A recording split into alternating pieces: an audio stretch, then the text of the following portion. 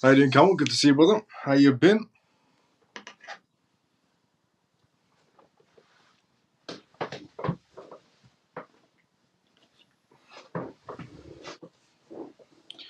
Big XRP news or not? No, we do have quite a lot of banking news. A lot of banking news to go through regarding the CPI data that's came out as well. That is good as well. I mean, the one XRP news that you're waiting for should be getting some sort of news coming out May 20th. But until now, until May 20th, we're just going to be going through the banking news. We're going to be going through the regulation news. We're going to be going through the CPI data, things that are pushing this market to a green zone right now. And things that I explained about 4 nights ago as well on this live show. But no, the closer we get to May 20th, we should have some sort of news coming out of it. Hi, Miles. How was your day today? It was good. But Bilal, good to see you, brother. How you doing? Mike, good to see you as well. How you doing? George, good to see you as well. How you doing? Joe, good to see you as well. How you doing? Hi, Miles and CMF. Dennis, good to see you as well. How you doing? Salam, Professor Miles and CMF family. Funky brother, good to see you as well. How you doing? What will May 20th out? News about what? Well, May 20th, we should have some sort of news, maybe regarding the judges, regarding maybe new motions, new seals, something to be revealed. Hey, Miles and family. Joe's good to see you as well. How you doing? Doing good, brother. Good to see you. Let's go, Billo. So today we have a mixture of news to go through. We have a Ethereum heist to go through. The first one of the live. We're going to be going through the Oklahoma law that's came in and essentially for self-custody of cryptocurrency, one of the first states inside the United States to be bringing this law in. Then we're going to talk about MasterCard, and essentially they're going forward on many business adventures regarding all finance and blockchain related as well. Then we're going to be talking about the Humanity Protocol, which is you scanning your palm to get access to things. It's a company that's being funded right now by some big names. Then we're going to be talking about the US House regarding McHenry and how the votes can be essentially weighed in regarding crypto assets. Then we're going to be talking about the XDC network, something we don't too much talk about on this live show because we don't rarely get any sort of major XRP news, major XDC news coming out. But tonight we're also going to talk about XDC as well. We're also going to be talking about Coinbase and how their new business adventure approach of $600 billion in Australian pension funds. We're also going to be talking about on tonight's live show regarding the US rep who wants to get rid of the Federal Reserve. Apparently, he tweeted it out as well. We're going to talk about how the Federal Reserve president is slamming Bitcoin as well.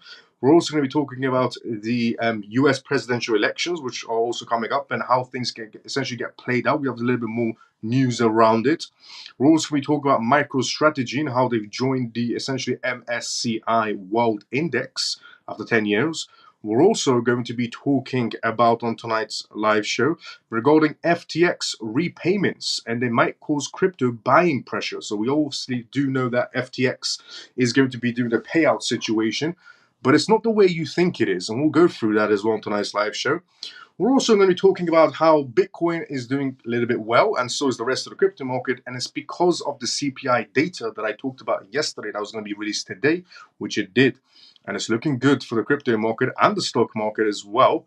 We're also going to talk about tonight's live show regarding the massive essentially management 2 billion stake that's going on regarding IBIT. So BlackRock's IBIT, according to the F13 filings that have came out recently from the SEC, there is a bigger player in town with over $2 billion staked as well. We're going to go through what company that is and how much of a stake they actually have.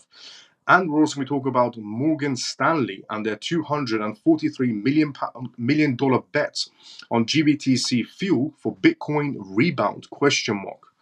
So quite a mixture of news to go through on tonight's live show. Banking news, regulation news, interesting news regarding the Federal Reserve being removed from a US rep, and also the Ethereum heist situation as well. And but before we do all of that, first of all, welcome to the CMF Live Show. If this is your first time ever watching a CMF Live Show, welcome to the CMF Live Show. Every single night I do this live show. We talk about cryptocurrencies, CBDCs, AI, regulations, politics, things that all essentially go in with each other, because they need to coexist essentially around each other. But we also do Q&As as well, which means if you have any questions, put it down to the comment section. I'll be more than happy to answer any questions you may have. And a disclaimer of this live show, as it always is, not financial advice, not political advice, and whatever I say is only for entertainment purposes. So welcome to the CMF live show if you're watching this on YouTube or if you're watching this on X right now. And this is episode 57. So before we go through all of that news, let's go inside the comment section first, and then we go through the first news, second news, and so on. News about, yep, there we go. We were here, and I read everybody's comments one by one as well. If you're wondering what my background is, and if you're watching for the first time ever, I have a background in business, essentially business law and cybersecurity as well.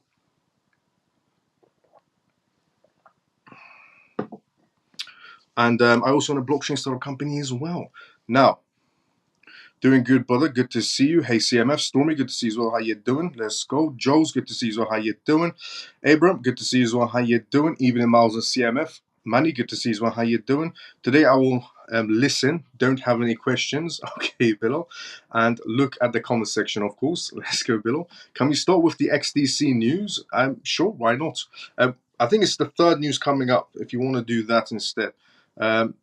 What's up, CMF? What's up, Miles? Kerry, good to see you as well, brother. How you doing? Even Miles and CMF. Joe, Zampa, good to see you as well. How you doing? Morning, everyone. Good to see you as well. How you doing, Shelly? Hi, Miles. Nice to be with you live again. Let's go, Paul. How you doing? So, somebody, Kerry requested the XDC news first. Michael, good to see you as well. How you doing? I think the XDC news is coming up third. Do you want to leave it as third, or do you want to leave it as first? Because it is quite a hefty news. Actually, you know what? We'll do the XDC news first because you requested it, and then we'll go through the rest of the news. So, the XDC news is this one. Here you go. Propine reveals XDC network support for Phantom Dollar FXD stablecoin. There's a stablecoin coming out on XDC network. The $5 trillion trade finance gap can be filled with the help of XD. Essentially FXD, Phantom essentially dollar, a stablecoin pegged to the US dollar, which custodian Propine has announced its support for by utilizing blockchain technology. To enhance international trade and finance operations. This advancement position of FXD as a frontrunner among real-world assets (RWA), renowned for digital asset custodian, Propine serves as essentially as a large institutional client and has a license from the Monetary Authority of Singapore. So it is quite a big deal as well regarding this new stablecoin that's been announced on the XDC network. And they do have a license from the Singapore Authority as well, with the support of the XDC and RWA network tokens, which include trade finance assets. FXD is a stablecoin priced cryptocurrency aimed mounting worries regarding the trade finance gap. It arises as a solution for specific use cases for SMEs, so small businesses in other words, and other small and medium-sized businesses. This is now a huge obstacle to international trade. The primary goal of FXD is to support essential functions in the $30 trillion trade finance market worldwide by providing a trustworthy platform for transactions and a medium of exchange. This opens up to a new investment class for entities outside of the banks, allowing for things like cross-border transactions and borrowing against receivables. Propine is committed to facilitating essentially the rapid and secure adoption of digital assets and cryptocurrencies by institutional investors and regulated businesses, stated Tucon, Propine's founder and chief executive officer. In order to achieve this goal, we have implemented safety and compliance standards that are considered industry standards. We believe there is a great opportunity to remain a reliable partner for companies seeking a smooth and secure entry into the space as the industry grows regarding stablecoins. With Propine's custody solutions integrated with FXD, users can experience the utmost security and compliance necessary in the heavily regulated financial industry. According to Phantom's manual, Renshik, the importance of Propine's role in overseeing and caring for FXD will surely grow as the project gains traction. With this triumph, a new chapter of an infusion of physical assets and online financial services has begun. regarding Propine. Propine, the headquarters in Singapore, is a certified, insured, and licensed digital asset custodian in order to revolutionize the storage and trading of digital assets. The company is committed to offering dependable, secure, and scalable solutions to institutional clients. Additionally, with Propine, investors can tokenize assets like corporate bonds, real estate, private equity, funds, art, natural resources, and derivatives that were previously liquid, helping clients reach their full potential within a framework that complies with regulations and is essentially legally sound as the company's primary objectives. With Phantom, a liquidity protocol user can borrow FXD with collateral of XDC tokens or RWA. People and companies can now take advantage of the programmatic financing opportunities that weren't available before. Furthermore, FXD can be reinvested by servers and investors for competitive returns. The FTHM token holders have the power to decide on the new collateral types, interest rates, and other matters, essentially regarding Phantom DAO. The XDC network forms a backbone of Phantom, which is the hub of the institutional DeFi ecosystem. This is massive regarding what's happening on XDC. On the XDC. So XDC is essentially their backbone. It's a company that's releasing their own stablecoin. The backbone is XDC. And they have all the licenses from Singapore. They're based in Singapore, have a license from the Monetary Authority of Singapore.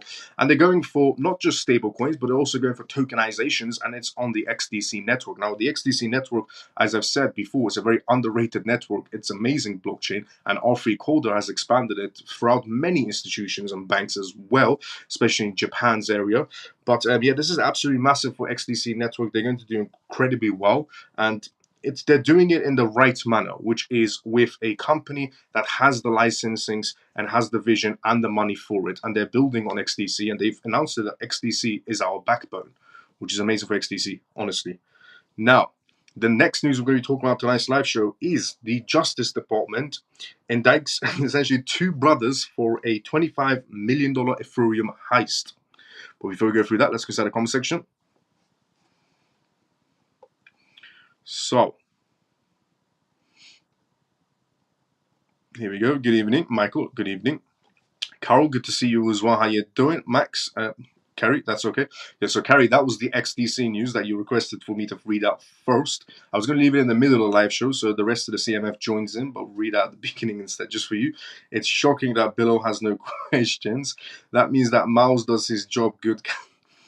Good evening, Miles and family. All thinking to see as well how you're doing. I like Billo's questions, just not about the Black Swan questions. I think someone had really scared him regarding Black Swan events. Funky brother, don't let me started.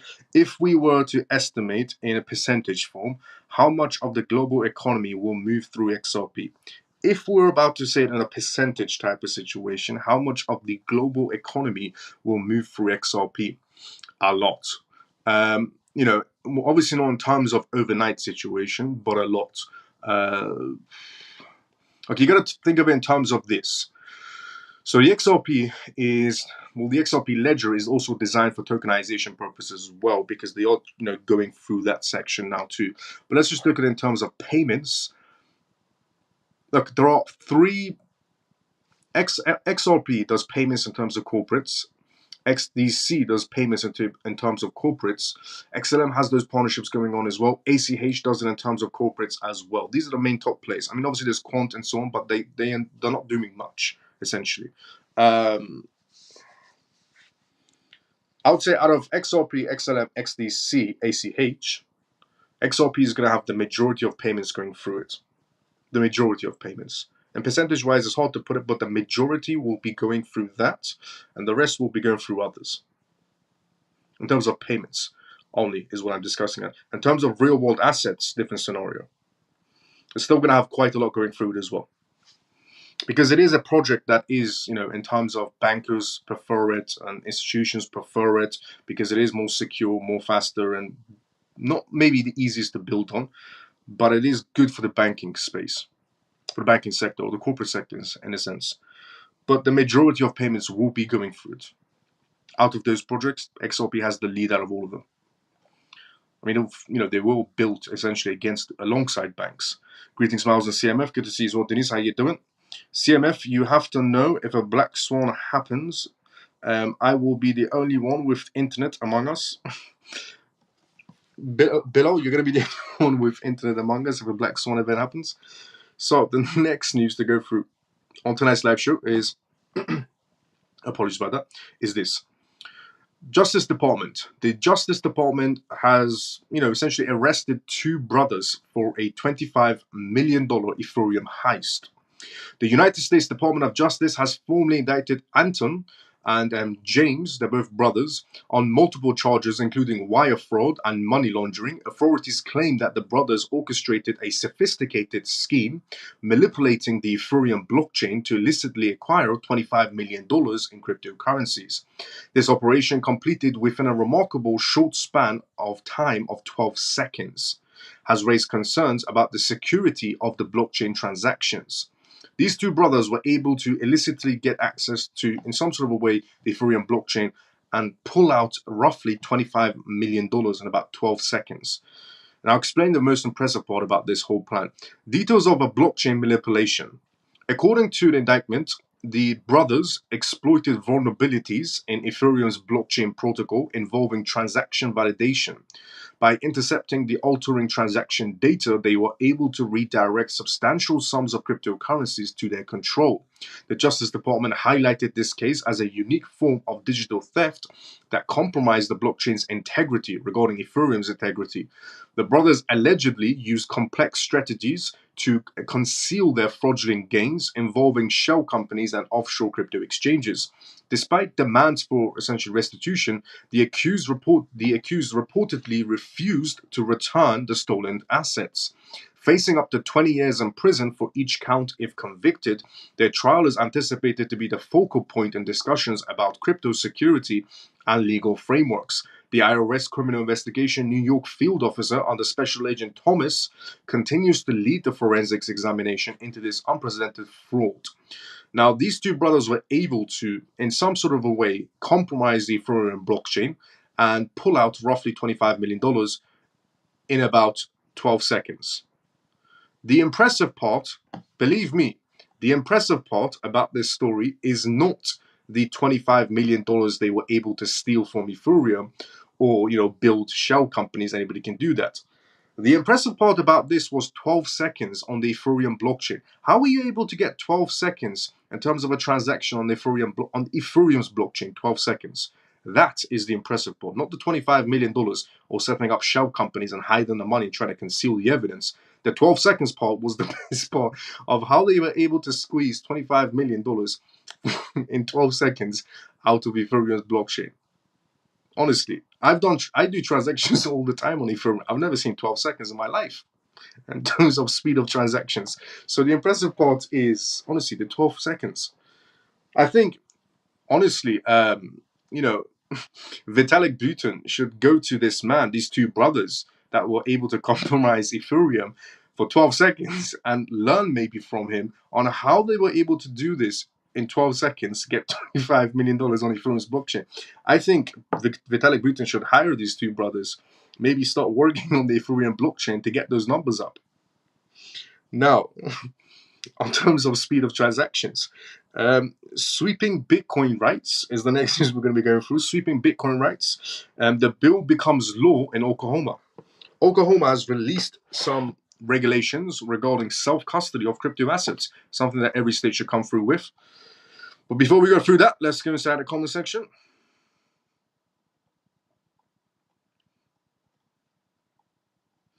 I think, here we go, we were here.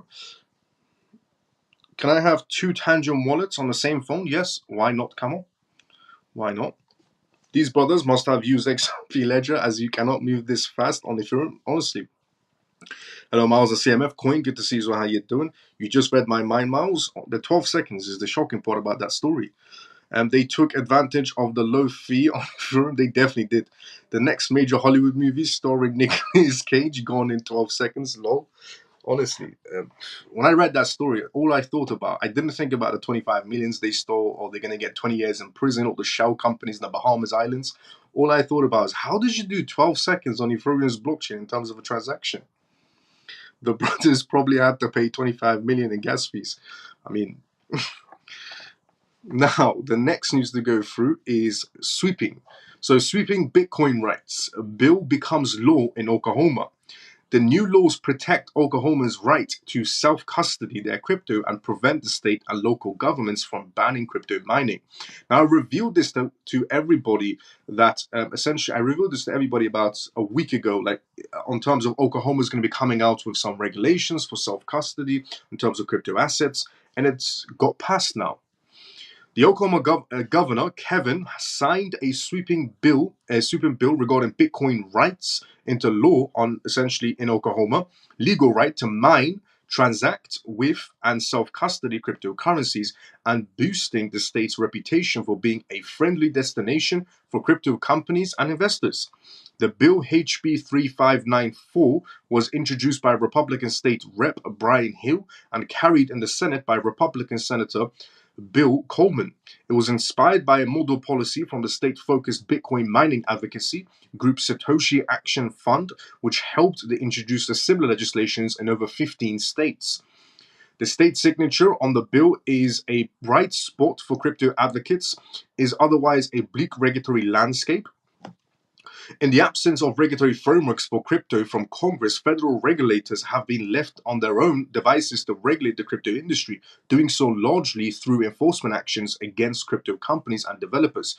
What they essentially talk about is the SEC going around wasting everybody's time, while essentially, states are taking things in their own actions, which is good. At least they're getting the job done. We're getting some regulations coming through. The recent crackdown on crypto mixing services and other privacy tools, including criminal charges for Samurai Wallet and Tornado Cash developers, has led to a growing through currently unfounded concern that the federal government could eventually take steps to ban self-custody. Oklahoma's crypto bill gets ahead of any essentially scenarios of future ban by making the right to self-custody crypto in either a self-hosted wallet or a hardware wallet fundamental. It also protects the ability to use crypto to purchase legal goods and services and to do so without any extra taxes.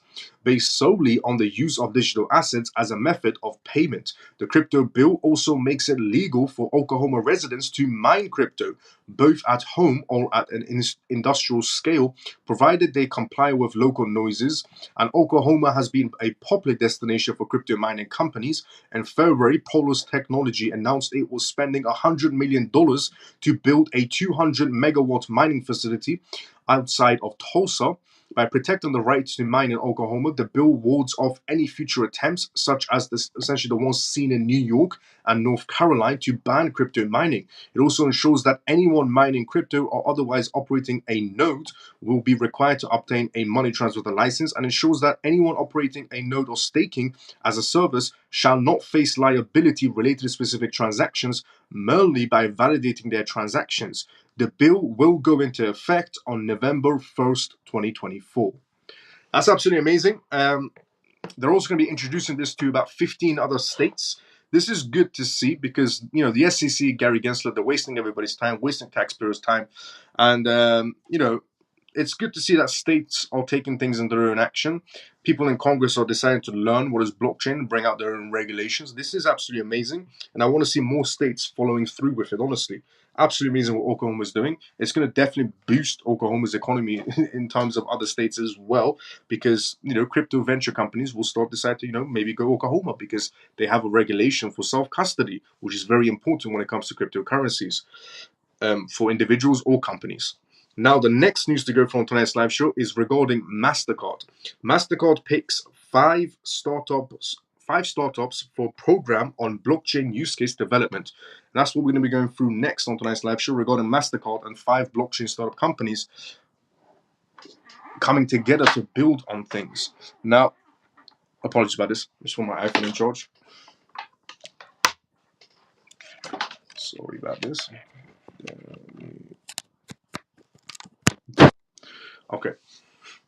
But before we read that, let's go to the comment section. Here we go.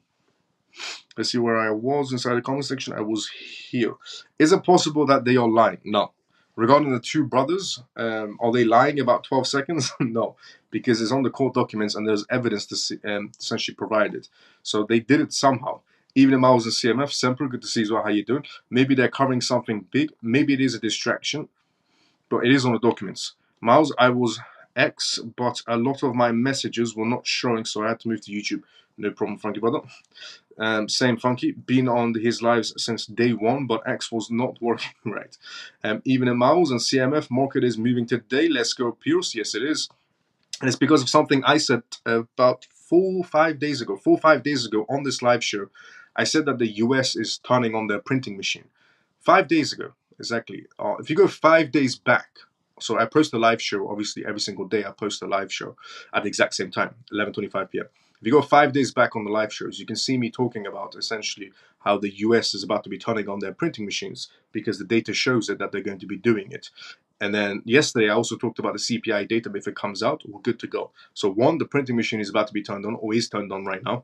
And two, the CPI data was absolutely beautiful, what we exactly needed for the crypto market and the stock market to be doing well. We shall go through that as well regarding the CPI data. But it's also the 13F filings as well, which helped a lot. The 13F filings that we've been talking about on this live show quite a bit regarding who's holding crypto and who isn't. The 13F filings that everybody, all these corporations filed out and sent to the SEC, which shows who holds crypto, also helped as well because other institutions are right now looking at these 13F filings and they're realizing who's in the play and who isn't, and they're going to get involved now as well because a lot of people were silent until those essentially devices came, until those filings came through. So, small and medium-sized companies that weren't inside the crypto space, they're going to look at those 13F filings and go, well, JP Morgan said they hate Bitcoin, but they're holding Bitcoin ETFs. Or Goldman Sachs was very silent, but they're holding Bitcoin ETFs. Or this and that and this and that. And all these corporations that weren't inside the, crypto space are now looking at these 13F filings and going, hang on a minute, they're all involved except us. So they're going to be joining in even more regarding the corporate sector. That's what those 13F filings also do. So we have the 13F filings, regarding the positive side.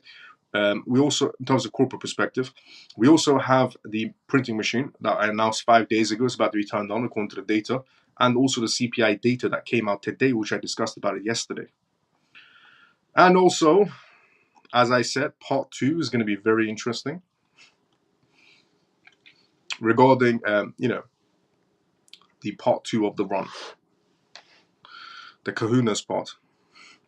But let's go. So yeah, regarding the market is moving today. Yep, it has to. Regarding those datas, those brothers got cogens. But good to see Pierce. How you doing, brother? Those brothers got Those brothers got cogens. They better not ever give back that money. And what up, Miles and CMF? Hope all is well though. Ray, good to see you. How you doing? So have they switched the printer on then? Yes, by the looks of it, they have. Now, this is the next news. MasterCard. MasterCard picks 5 startups for program on blockchain use case developments. 5 startups have been chosen to join MasterCard's StratPath blockchain and digital asset program to develop blockchain use cases and user experiences. The program will see MasterCard connect with industry experts and fintech firms to explore different use cases for digital assets and blockchain technology for solving real-world problems. In a press release, the MasterCard company stated that in its experience in constructing a global card-based payments network position, it connects the specific use cases for regulated money, bank deposits, stablecoins, and CBDCs with startups. MasterCard added that the program will strive to create new solutions and enhance efficiencies in digital commerce user experience. 5 startups selected. The 5 startups selected include Keppela, a French-based company facilitating crypto payments and issuance for digital wallets, UK-based company Perfin, which develops expertise-grade software products to enable financial institutions to adapt to blockchain rails. Singapore is another company that was chosen for this adventure, and Peak is what they're called, a startup providing permissionless, borderless digital infrastructure for real-world applications, was also chosen. Additionally, Triangle, a US-based startup prioritizing sustainability through a data platform that combines climate data with finance, and finally, essentially a blockchain-based startup was also chosen as well. They're called Vinely, simplifying blockchain integration for developers and businesses to support industry growth and digital transformation, were also selected. MasterCard's essentially program, which is called PATH, Start PATH. According to MasterCard, the program will provide blockchain, digital asset, and Web3 startups with the opportunity for collaboration, tailored training, and access to MasterCard's customer and channels during the virtual 4-month program. This is what MasterCard said, word for word. Since the program was founded in 2014, MasterCard has supported more than 400 startups from 54 countries, the press release added. Through MasterCard Start Path, we're looking to uncover new ways to unlock crypto mass adoption and wider financial inclusion with coherent, essentially global stablecoin payments, Cupola founder Axel Catalan said. So MasterCard is going into heavy-footed regarding positioning themselves, as I was explaining yesterday as well, regarding a lot of corporations are positioning themselves for this movement. I said picture it as a chessboard. Essentially, they're just putting their pieces on the chessboard for the game to immense, essentially the game of finance to immense. Is what they're doing. MasterCard rather now, they are positioning themselves. They've expanded their reach. They've got a startup company out of the US, a startup company out of the UK, a startup company out of Singapore, a startup company out of France, a startup company out of Belgium as well, to go on this massive business adventure of finance, blockchain finance. 4-month program. They're gonna have access to complete MasterCard's client base as well. It's gonna be an interesting project to look out for. Also, interesting companies to look out for, because if any of them do succeed, they will most likely go public, and they're going to be doing an IPO. So definitely IPOs to watch out for as well. If they're going to be doing partnerships with MasterCard, definitely some companies to even look out to regarding IPOs later on. Now, the next news to go from tonight's live show is Humanity Protocol raised $30 million for a Palm-based digital identity. So we do have, with WorldCoin, you can scan your eye, and essentially your data will be saved, and essentially on WorldCoin's chain. Now there's also palm scanning to give you access to the world, in other words. But before we go through that news, let's go to the comment section. Max meant everything is moving up except for XRP. I cannot wait for the case to be over so our horses start running. Fair enough regarding XRP in the case. The case does need to be over. Now, Humanity Protocol raises $30 million for Palm-based digital identity. Humanity Protocol, a Web3 digital identity startup, has secured $30 million in funding, cultivating its valuation to $1 billion. Utilizing palm scans for online identity verification, digital identity startup aims to revolutionize digital identity management. Palm scan technology in digital identity verifications. Humanity Protocol's unique approach to digital identity verification involves the use of palm scans. Unlike traditional methods that rely on usernames and passwords, Palm Scan utilizes infrared cameras to capture the unique vine patterns in an individual's palm. This biometric data is then stored using decentralized technology and zero knowledge proofs, ensuring the security and privacy of user information. Humanity Protocol's founder emphasized the importance of this approach, stating that the palm scan offers a more secure and reliable means of digital identity. With plans to launch its own cryptocurrency, interesting enough, Humanity Protocol aims to leverage its palm scan technology to streamline Know Your Customer (KYC) process and other identity verification procedures. Humanity Protocol challenging WorldCoin in digital identity space. Humanity Protocol's funding success comes amidst increasing competition in the digital identity space. Projects like WorldCoin, co-founded by Sam Altman, have also sought to revolutionize identity verification using innovative technologies. However, WorldCoin has faced criticism for its iris scanning technology and business model targeting users in the global south. In response to these concerns, WorldCoin has announced that it established new standards for data protection and has deleted previous iris scanning data. Despite these challenges, the growing interest in digital identity solutions underscores the importance of projects like Humanity Protocol in addressing the evolving needs of the digital economy. That's an interesting project to look at well, they haven't released essentially yet. They've only got their funding. They've only got their $30 million funding so far. But if they do release, in terms of their own project going forward, it's definitely a project to maybe look out for in the future. Who knows, maybe in weeks or months, whatever they do launch. But Humanity Protocol is what they are. They already have $30 million and seed money to, essentially build on their project, and as palm scanning. And digital identity is definitely going to be something big going forward, without a doubt. So it could be a legitimate project moving forward as well. You never know. Like WorldCoin.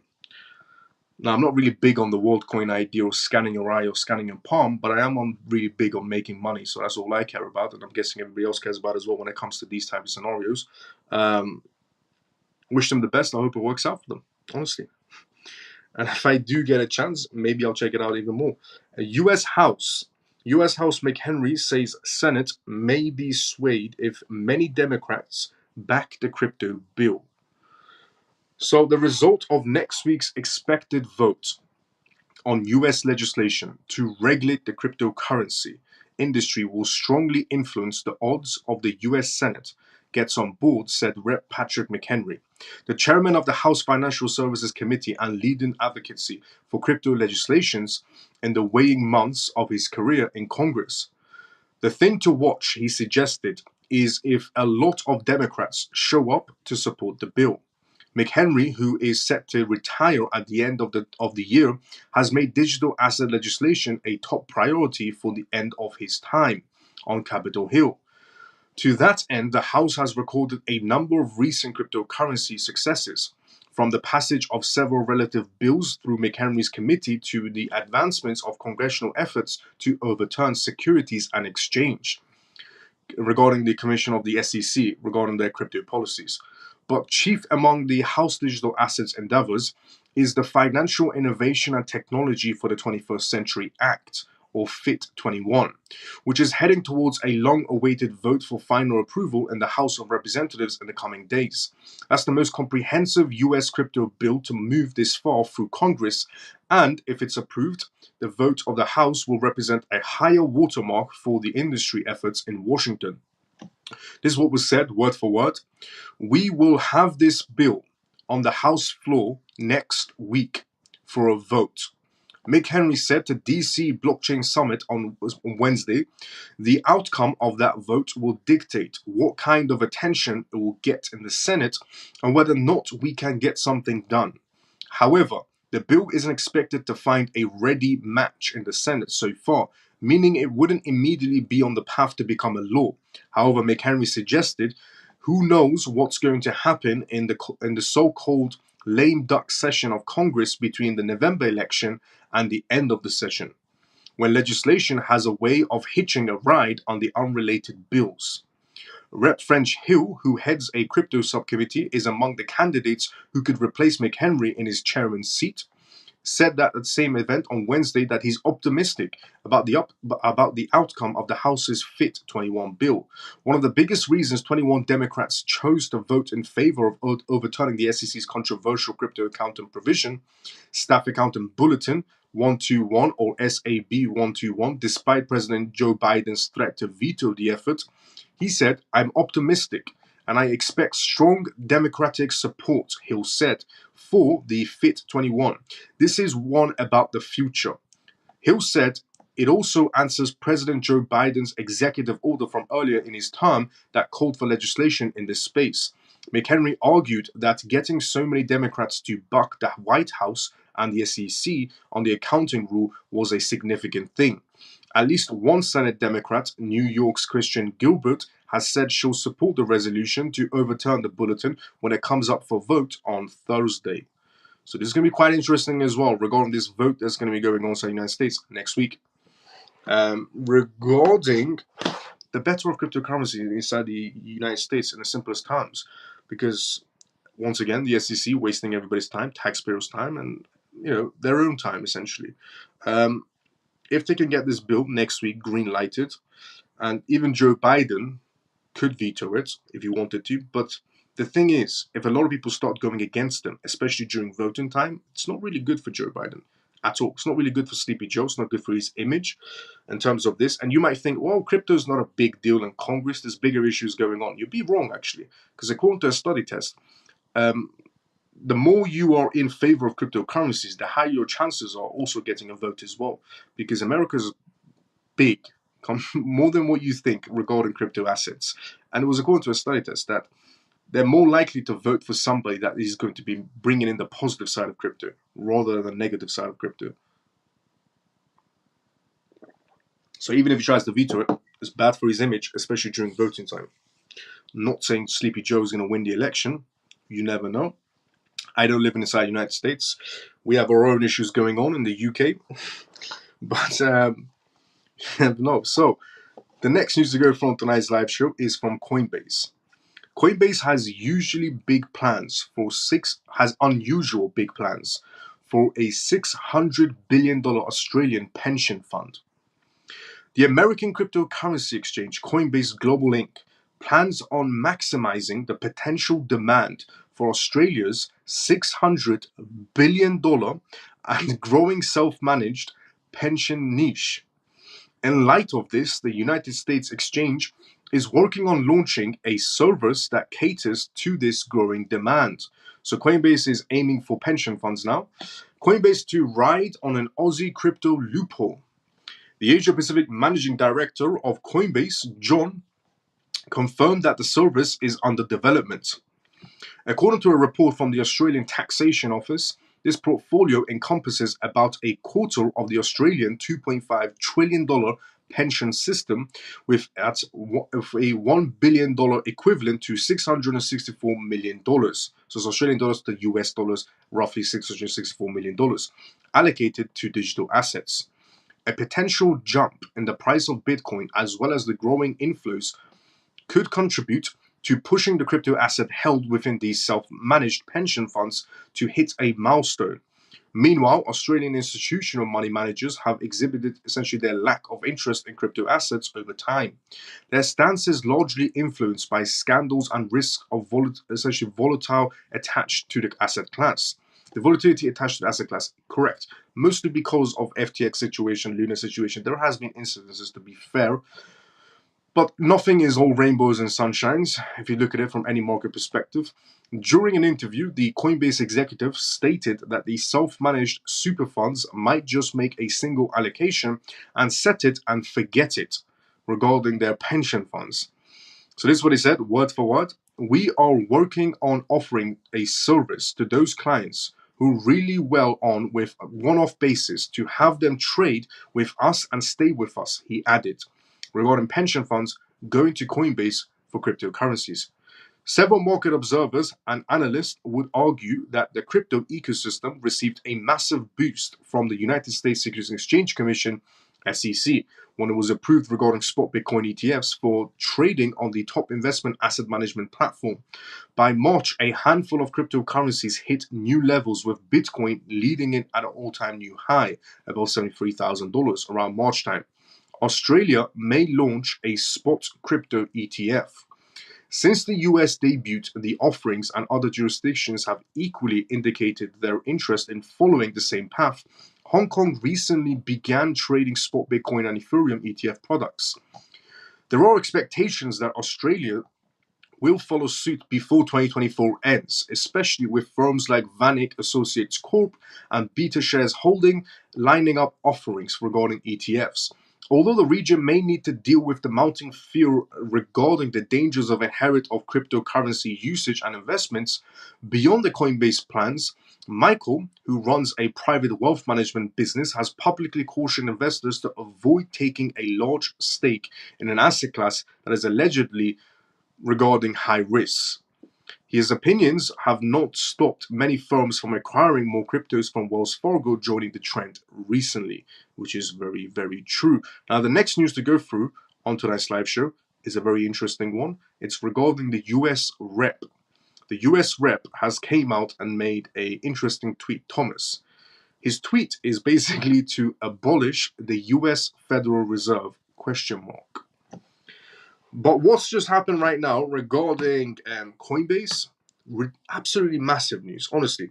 Coinbase aiming for pension funds is absolutely massive news, especially $600 billion pension funds of a market space. Massive news. Second, it also aligns with what essentially BlackRock said. Now, there was a BlackRock analyst that came out about 3 days ago, which I explained on the slideshow as well.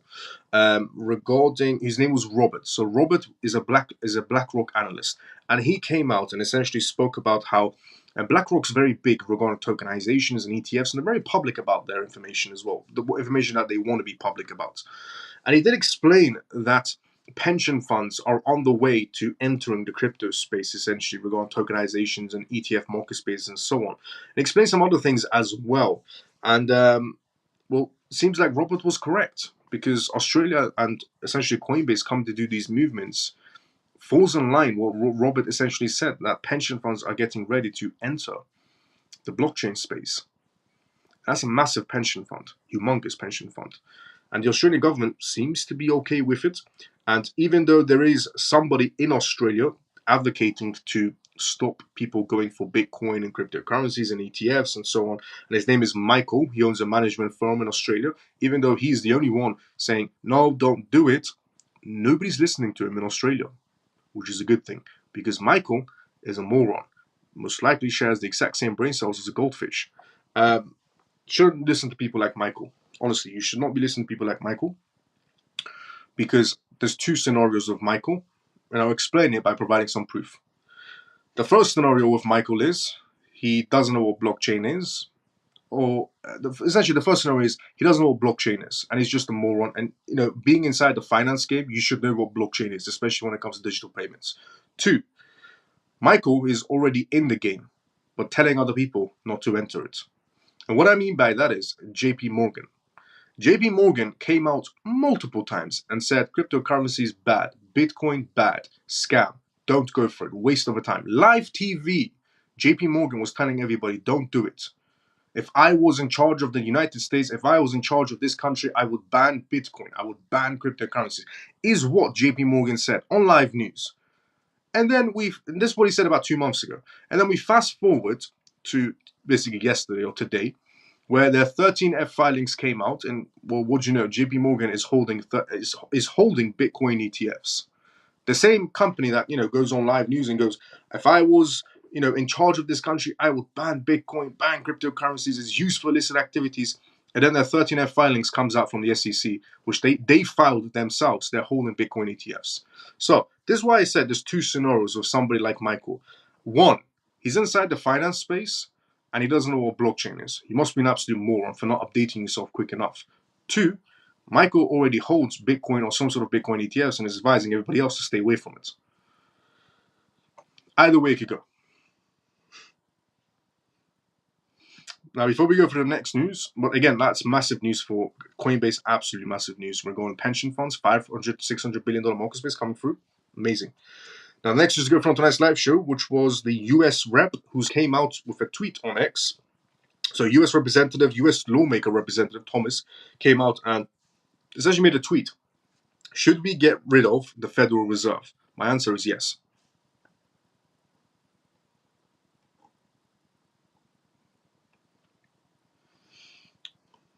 Before we read through that, let's go to the comment section. We were here, things in the comment section. So they have switched on. So they have switched on the printer then. Yep. Max meant kahunas. Everything is moving up except for because of the case scenario. Hi Mouse, Peter, good to see you. How you doing? Will there be an altcoin bull run this year? Because I don't think ETF Bitcoins will ever be exchanged for altcoins. No. ETF Bitcoins will never be essentially exchanged for. There's a possibility of some, maybe some medium-sized corporations or even large-sized corporations do, decide to go and exit the ETF market space and go for altcoins. There's always a possibility. One example to show some sort of proof is Grayscale. Grayscale has a Bitcoin ETF, but they also hold a massive crypto portfolio where they hold Bitcoin itself, Ethereum itself, AVAX, Solana, and XRP. It's a Grayscale fund. They actually hold in their own portfolios. It's their own cryptocurrency portfolio. So there are corporations who hold both, and there's a possibility of some maybe exiting, going towards cryptocurrencies. And I've always said to people, if you want to know what ETFs are next, look at Grayscale, because Grayscale was the one that sued the SEC to get Bitcoin ETFs green-lighted, and the court did rule in favor of Grayscale. And Grayscale has a Bitcoin portfolio, Ethereum portfolio, AVAX portfolio, Solana portfolio, and an XRP portfolio. Grayscale. So they're holding all these tokens. Obviously, they're holding the most: Bitcoin second, Ethereum third, Solana fourth, XRP fifth, AVAX. But so there's a possibility of them doing that regarding that manner. And another thing is, regarding Bitcoin ETFs, it's the growing adoption that matters as well. So don't look at it from one window, look at it from multiple windows. If you see a lot of companies adapting to Bitcoin ETFs, don't think, oh, well, that's only relevant to Bitcoin ETFs, not relevant for the rest of the crypto space. But it is, because it creates adoption. It brings blockchain to the institutional level. It brings blockchain in the front of the eyes of massive corporations, small, medium, and large corporations. It brings blockchain in front of their eyes, which grows adoption for the rest of the blockchain as well. Well, legitimate projects, to be more on the correct side, legitimate crypto projects. So don't look at it from that perspective. Look at it from a business perspective. It's not just Bitcoin ETFs. It's only relative to Bitcoin ETFs. Incorrect, because it's blockchain in general that brings in front of everybody else's eyes. So look at it from that perspective instead. And there is a possibility of some exiting, maybe entering that as well. Now, hey pal, hello pal, Jim, good to see you as well. How you doing? So looking from that perspective, Robin, good to see you as well. How you doing? Full pump. What's the reason for the pump? Many reasons for the pump that's going on right now. The reasons why this market is doing a little bit better now is because of some things that I revealed about 5 days ago on this live show. So 5 days ago on this live show, I revealed data that the money printer is about to be turned on inside the United States. Actual data I talked about. That the printer is about to be turned on inside the United States. And then we fast forward to yesterday, where I revealed that the CPI data is coming out and in favor of the market. It will do well, the market. And it was. The CPI data, which we're going to go from tonight's live show as well, came out, and it was in favor of the crypto market and the stock market as well. So 2 reasons. There are some other smaller reasons as well, but one, the printer has basically been turned on. I revealed that 5 days ago, according to data that I shared on this live show. And then yesterday, I talked about CPI data coming out today, which it came out, and it's looking good. Now, Michael, sorry, just jumped on. Don't know his last name. Happy Pisces, good to see you. How you doing? Regarding Michael, Michael, the Australian firm. So it's Michael Julian. Michael Julian is his full name. He is the founder or the CEO of an Australian private wealth management company. What's your thoughts on purchasing Ripple shares, please, Miles? What's my thoughts on purchasing Ripple shares? I think it's a great opportunity, personally. I do believe Ripple, however people look at it, in terms of, oh, Ripple's a bad company, oh, Ripple's a good company. However you look at it, you're looking at it wrong, is what I'm trying to say regarding the retail section. What you should be doing is, when it comes to any company, you should be looking from a corporate perspective. In terms of a corporate perspective, they have massive partnerships with them. They have massive contracts going for them. Bank of International Settlements, International Monetary Fund, they're also on board as well. There are documents that provide those evidence, with Ripple being on those documents, especially one of them titled Cross-Border Payments, and Ripple is alongside SWIFT on a PDF document, public information. So in terms of Ripple doing well, in terms of an IPO, I think they're going to do incredibly well. No matter how you look at it, it's going to do incredibly well. Now, in terms of going for the Ripple shares now, is the only issue for me. I said personally, the only time I will go for Ripple shares is when Ripple announces the news. So Ripple comes out and we're doing an IPO, is when I'm essentially going to be going for Ripple shares. Now, I do know that Linktico does offer Ripple shares. You can go for an IPO, pre-IPO type of situation for Linktico. I'm not really into the whole pre-IPO situations and so on. Also, with Ripple's CEO announcing that, they announced this year as well, that they're more focused on some other ventures rather than an IPO. They said an IPO is still on the way, but then the money that they're supposed to be using for a IPO, Ripple used that money to buy back their shares from essentially, the people that they borrowed money from, or their company, essentially members and so on. They basically use the money that they're going to use for an IPO to buy back things and boost their own company, essentially, which they did, and it did well. So they have a pre-IPO situation going on. If you want to go for it, why not? I'm personally going to wait for an actual announcement from Ripple and then go for an IPO. But in terms of the Ripple shares, I think they're going to do incredibly well. I think Ripple shares as a company is going to go, blasting upwards, not overnight. In terms of time, so as in money's not made overnight, money's made over time. So in terms of time wise, yes, I think Ripple as a company, Ripple shares is going to do incredibly well, incredibly well. If you want to go for pre-IPO, why not? If you want to wait for Ripple's announcement, why not? But in terms of is it a good move, yes or no? Definitely yes. Hell yes. Good evening, Miles and all CMF. Iman, good to see you. How you doing? Hey CMF family, hey Miles. Any news about XRP? No news about XRP so far, but when we get close to May 20, we should have a better perspective on some sort of news coming out maybe. How's everyone doing today? Iman, good to see you. How you doing? But yeah, in terms of May 20, maybe we should get some news coming out then that time. What's next for XRP? Can it reach $5? Possibility? Yes. I was going to say overnight. Who knows? But possibility? Yes. Highly yes. Very yes. Thanks for clarifying the connection. Keeps jumping in and out for me on X. No problem, have basis. Why would shares be good? Buy rather than the native token that could mean XRP could flop. No. It's because Ripple as a company is going to do incredibly well as well. Ripple as a company is going to do incredibly well. And also because the XRP ledger is essentially, no matter how you look at it, some people like to say there's a difference between Ripple and XRP, even though it's been stated many times by people from Ripple themselves. One being the US Treasury, that's a part of Ripple. Two being Brad himself about a few days ago, who said, if you think we don't care about XRP, you must be crazy. And they care about XRP, they care about the XRP ledger. And then we've heard Metaco's CEO also talk about, if Ripple's success is also the XRP ledger success and so on and so on. They're both, going to be feeding onto each other. So they're both going to do incredibly well.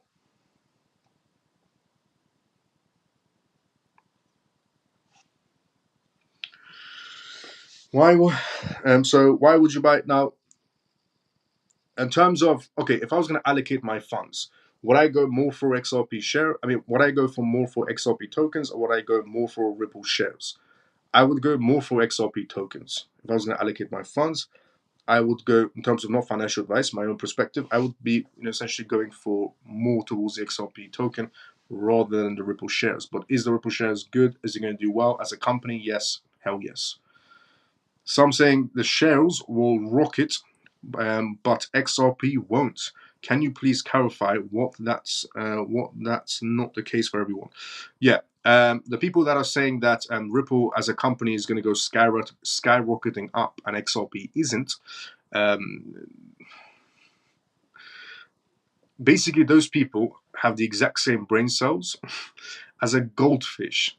Honestly, if anybody thinks, I could go into specifics and talk about so much data and contracts and so on, Bank of International Settlements, International Monetary Fund, talk about PDF files and bring up titles of PDF files. But the simplest term is the people that think Ripple is going to do well as a company and XRP is going to go nowhere, they just honestly share the exact same brain cells as a goldfish. So, Shelley, just remember one thing that I've always said, which is everybody, and I mean everybody, is entitled to an opinion. Me, everybody on X, everybody on TikTok, every crypto influencer around the world, everybody's entitled to an opinion. But opinions are not correct. And facts are facts. When you look at those PDF documents, when you look at those contracts, when you have SBI Holdings saying, they're using XRP, word for word, they're going to be using it more, is what they said. And SBI Holdings is massive.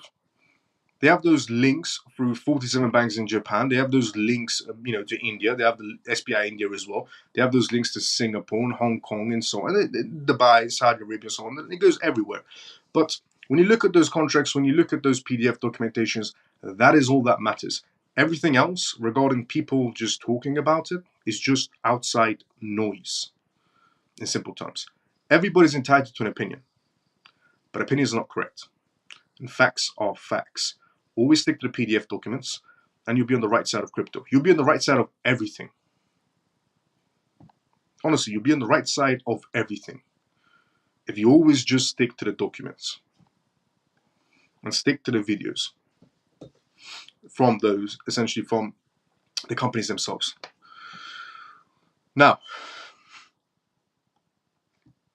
it's a difficult space to understand when you listen to different so-called crypto experts. So-called crypto experts. Yeah, honestly, this is why I say, everybody,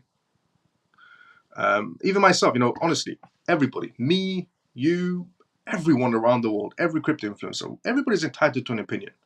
Everybody's entitled to an opinion, but opinions are not correct. And facts are facts. Always stick to the data. Always stick to the PDF documents. Because they don't lie. PDF documents don't lie. Because they'll get sued if they are lying. Now, because Gary Gensler's waiting for anybody to slip up so they can sue them. So PDF documents are not lying.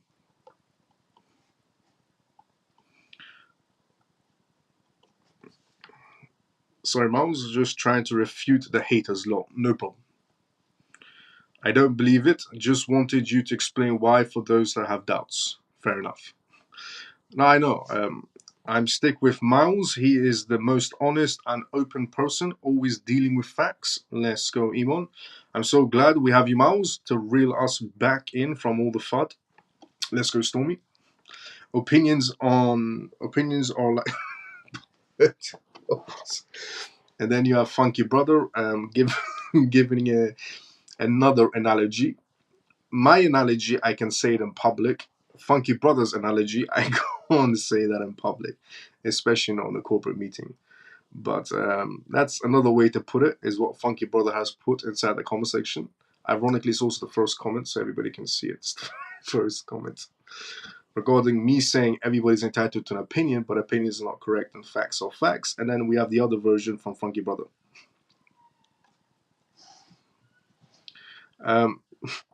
So US Rep. US Rep wants to abolish the US Federal Reserve. US lawmakers Rep Thomas essentially has came up with a bill to end the Federal Reserve, sparking diverse reactions from the crypto community. In a recent poll on social media platform X, formerly known as Twitter, the lawmaker asked if he should roll out a bill to abolish the Federal Reserve. At press time, 88% of participants voted to end the Fed, while 2% stood with the Federal Reserve. 10% of voters simply opted to see the results of the poll. The X poll reflects the views of crypto enthusiasts on central banks and their stance towards the market. This is a rep. This is an actual US lawmaker rep, Thomas, who tweeted this out and did a poll on X. Should we just get rid of the Federal Reserve? If this was anybody else doing this type of poll on X, it wouldn't have as much of a news going on for it. But because Thomas is an actual US rep, lawmaker rep, representative in other words, which makes it that sense. So at press time, those 88% of participants voted to end the Fed, 2% stood at the Federal Reserve, and 10% just wanted to see the results. Community and legislators stand with crypto. The move by Rep Thomas seeking opinions to abolish the Federal Reserve comes at the crypto markets limits the actions of central banks on the markets. Although many users voted to abolish the Federal Reserve, several analysts opinionated for their pro-crypto legislations to be pushed instead. Zaprati, the Parker Lewis, strawed on the American principle, preferring the outcomes to the Federal Reserve rather than shutting it down. This was also echoed by others. They tipped Bitcoin and crypto regulations. No, you should not just get behind Bitcoin. It's the only way the Fed is ending, and it's more American. Let's just outcompete the Federal rather than shut it down by fiat. Similarly, Pierre Rochard, VP of Research at Bitcoin miner Riot Platforms, massive Bitcoin mining institution, Riot Platforms, noted that the market needs stablecoin legislation. Everybody got involved. because it is, again, a US Fed lawmaker, Thomas, coming out with this poll. So there are massive VPs and CEOs coming out with their own perspectives on this matter. And next one is the VP of Research at Riot Platforms, massive Bitcoin mining institutions, noted that the market needs stablecoin legislation to hyperinflate the US dollar. He also tipped lawmakers to make BTC tax-free. I can see why, because they do own a Bitcoin mining institution, to compete with the dollar, leading a smooth abomination of the Federal Reserve. The battle of centralization and the Federal Reserve. The origin of Bitcoin and blockchain technology has its roots in its excessive centralization of monetary policy and finance. As a result, Bitcoin stands as a model against traditional intermediaries in financial transactions. The asset adoption also resonates the strong desire to embrace decentralization. Aside from the Feds, the crypto community has essentially lineated the Securities and Exchange Commission's bottleneck regulatory policies. Now, is it good that to get rid of the Federal Reserve? You know what? I'll ask the question to this live show right now, to the members of the CMF and everybody else watching. If you had to vote, not saying everybody votes counts, but if you had to vote to abolish the Federal Reserve, yes or no, would you get rid of the Federal Reserve? Before you say yes or no, think about it. Think about the ripple effects. Interesting use of the word there. Think about the ripple effects it will cause on the entire market space, not just crypto, stock market, and the entire world. Remember what the International Monetary Fund said. The International Monetary Fund said, if America sneezes, the rest of the world catches a cold. So if you get rid of the Federal Reserve, think about the ripple effects as well.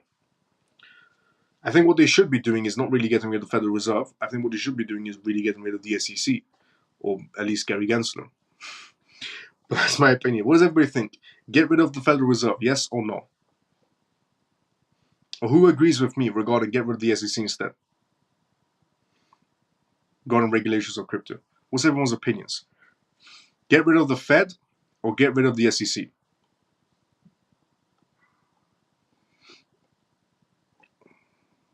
Or get rid of both? Maybe some people want to go for both. Get rid of the Fed, get rid of the SEC, or get rid of both?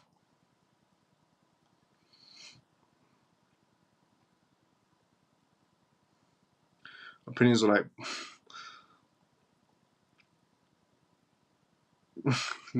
Just reading the comment section regarding the funny comments. So, Thomas got my vote, is what Stormy said. Let's go, Stormy. Kerry said as well, 100% has to go. Not at this stage. Happy Pisces, interesting. Not at this stage. Get rid of the SEC was Iman said. Get rid of both is what Kerry said. Well, I don't know. Fair enough, Shelley. Fair enough. Get rid of the SEC is what Happy Pisces said. Not at this stage for the Federal Reserve. Fair enough. Get rid of the SEC is what Viv said as well. Miles, 100% right. Get rid of the SEC as they have no use at all, which is a fair point regarding the SEC. Both is what Stormy said. Why I don't see it happening as the control they have. Yeah, neither way. This is why I said the vote isn't going to count. It's just, let's just live in La La Land for 2 minutes. Let's just live in La La Land for 2 minutes. Both or SEC or the Fed.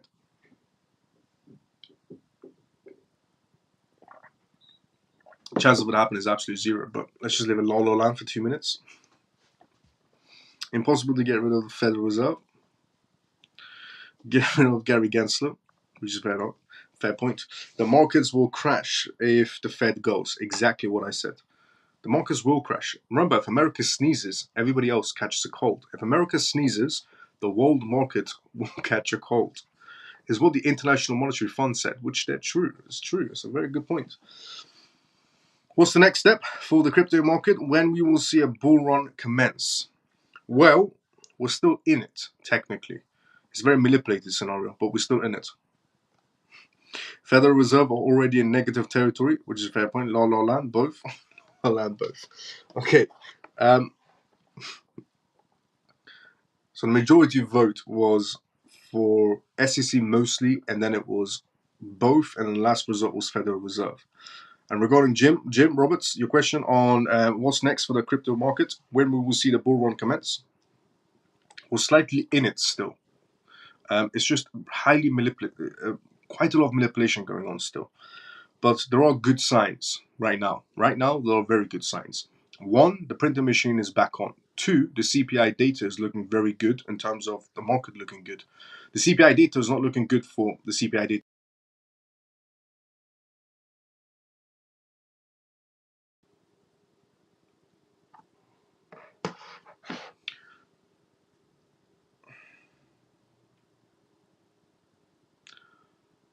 Can everybody see me?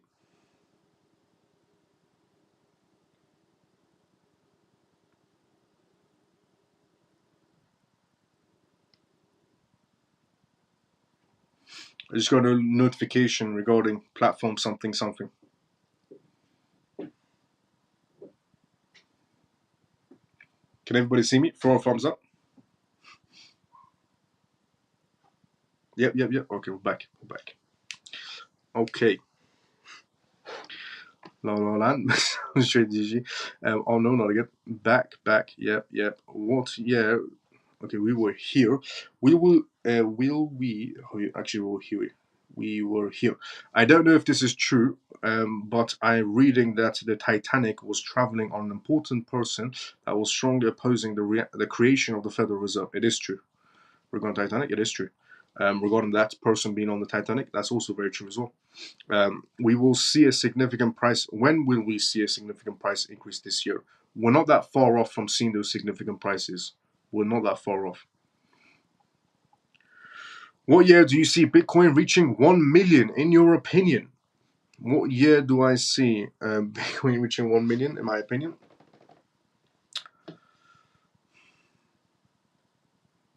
If the adoption rate continues like this, with because now we know who holds Bitcoin and who doesn't. There's still more 13F filings coming out day by day.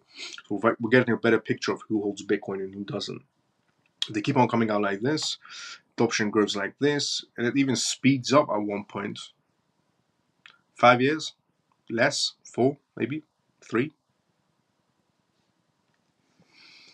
There was another barrage that hit its bridge today, this time in Texas. Interesting one. What is the CPI data? We're going to go through that on tonight's live show as well. We're going to CPI data as well. But before we go through that, let's go through this one, which is, so we talked about essentially how he wants to get rid of the Federal Reserve and, cryptocurrencies should have the better chance. Then we have this moron. So obviously the Federal Reserve, by the looks of it, wasn't too happy.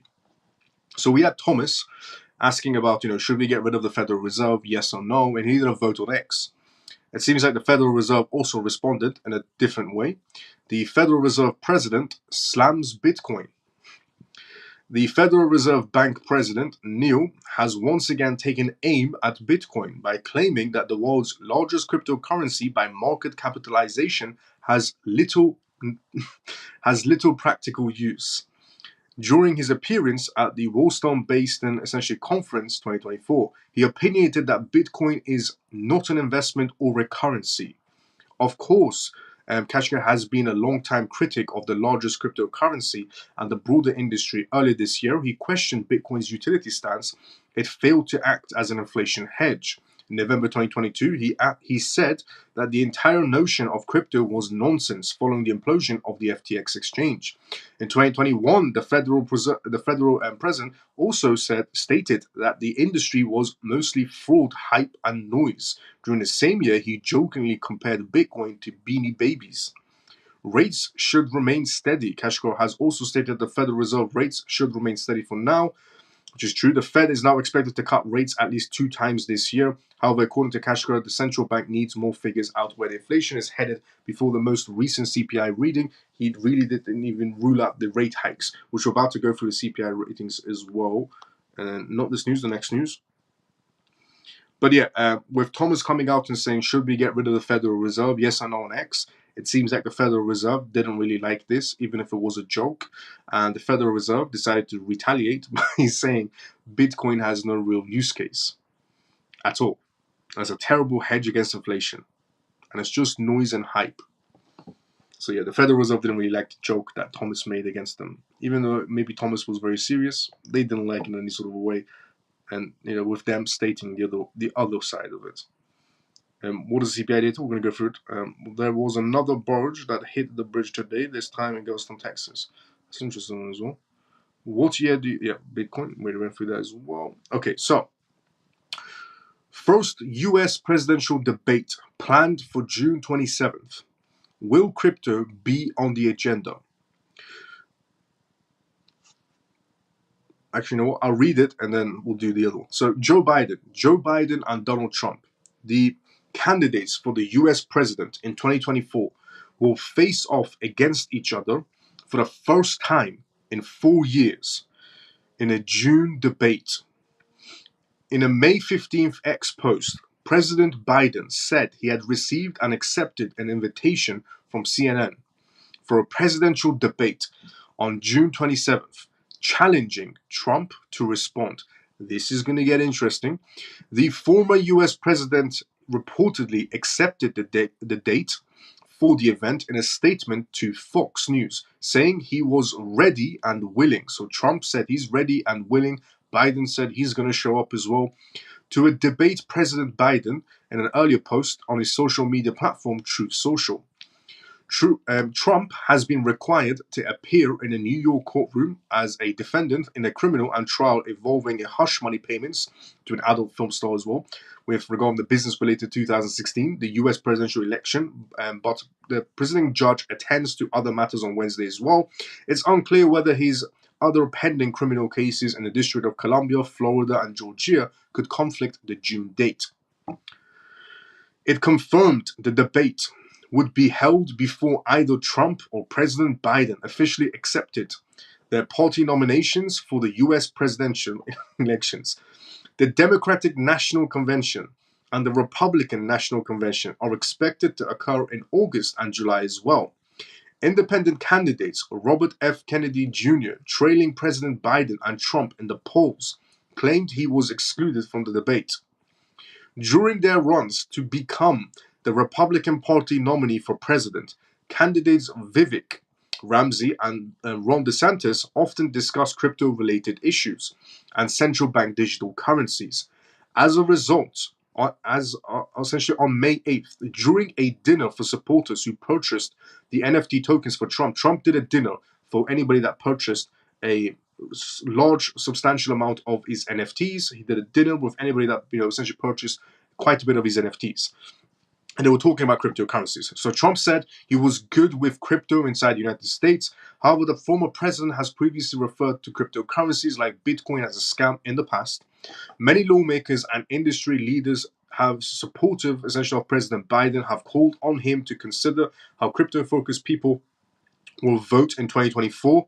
Some have pointed out to the United States Securities and Exchange Commission (SEC) filing several enforcement actions against crypto firms under the Biden administration, and Democratic Senator Elizabeth Warren attacking digital assets through legislations and public statements, which is all true.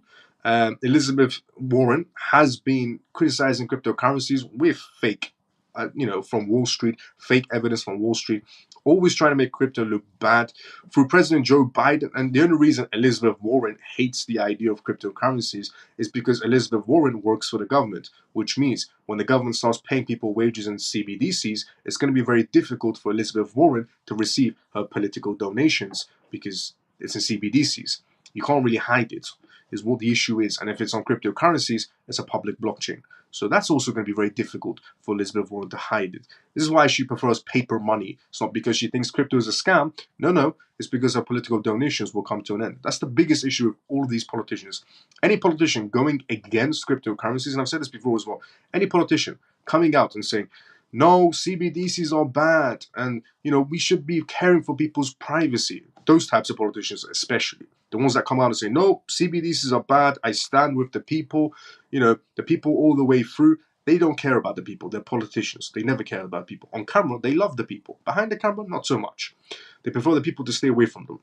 And the reason why they hate the idea of CBDCs is not because they care about your privacy. They couldn't care less about your privacy. They care about their own privacy. because they're government workers, which means their wages are in CBDCs, which also means if there is, no more cash swinging about, there's going to be CBDCs or cryptocurrencies.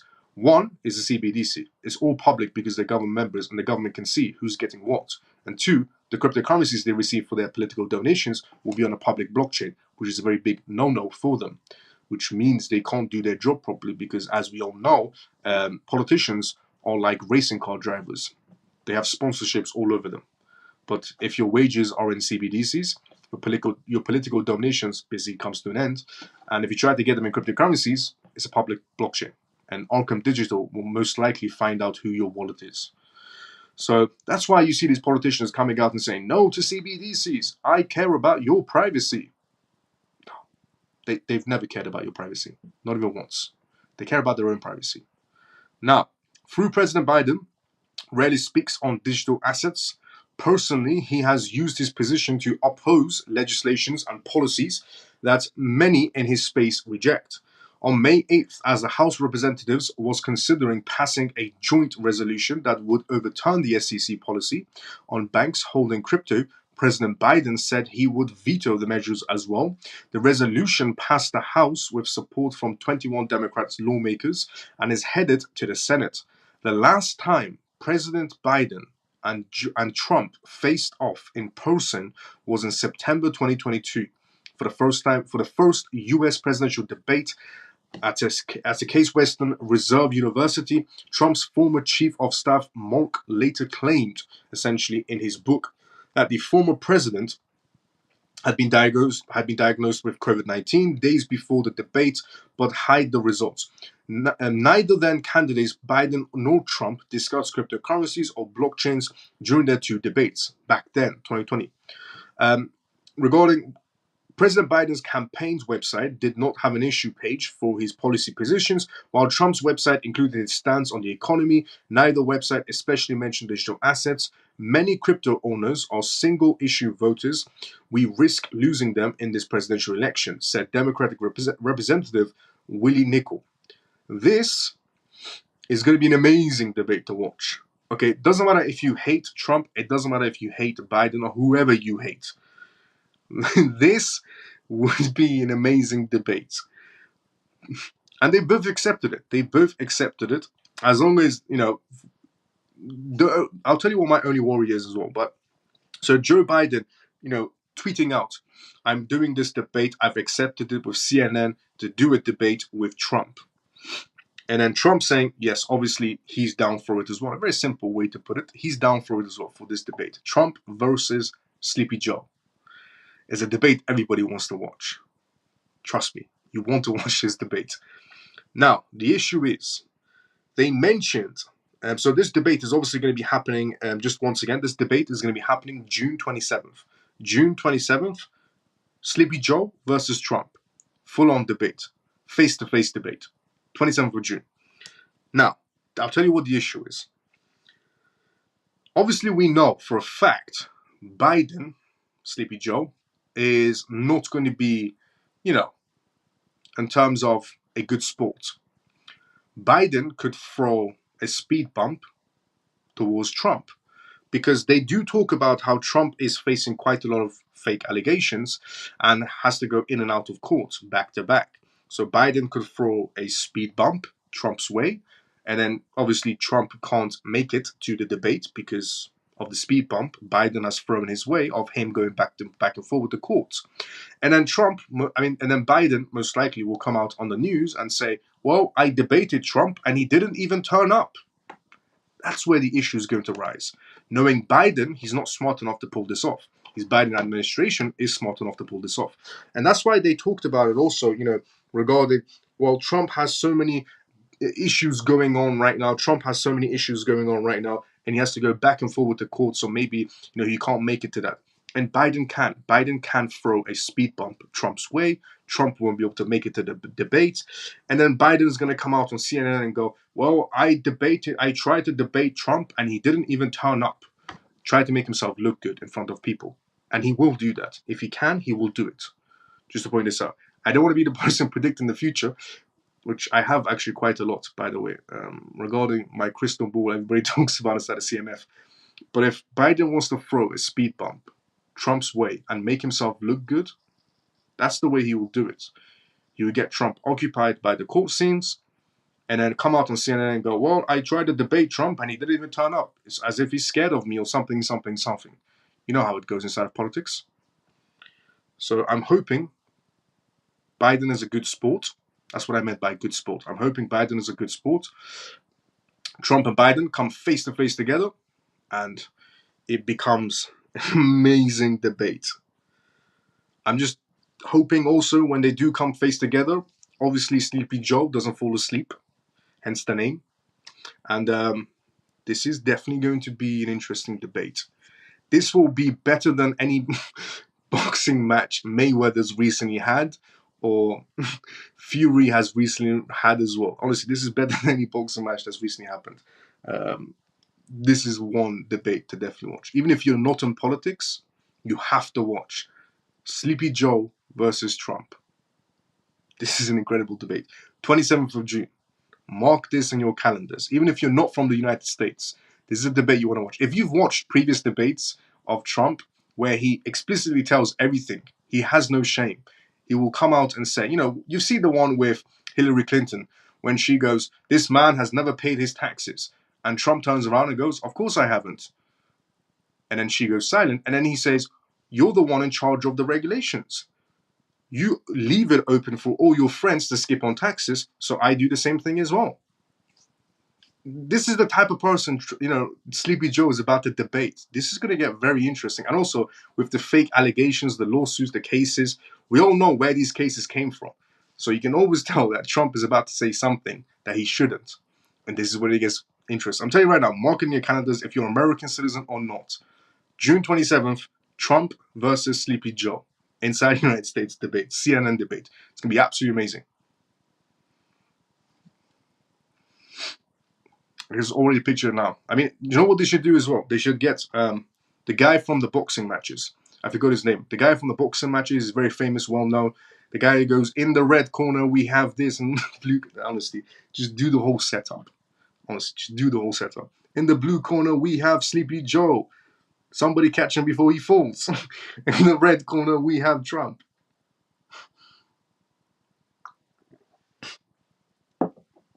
It's going to be an interesting debate, honestly. I can't wait. I want to see what Trump says that he shouldn't be saying on camera.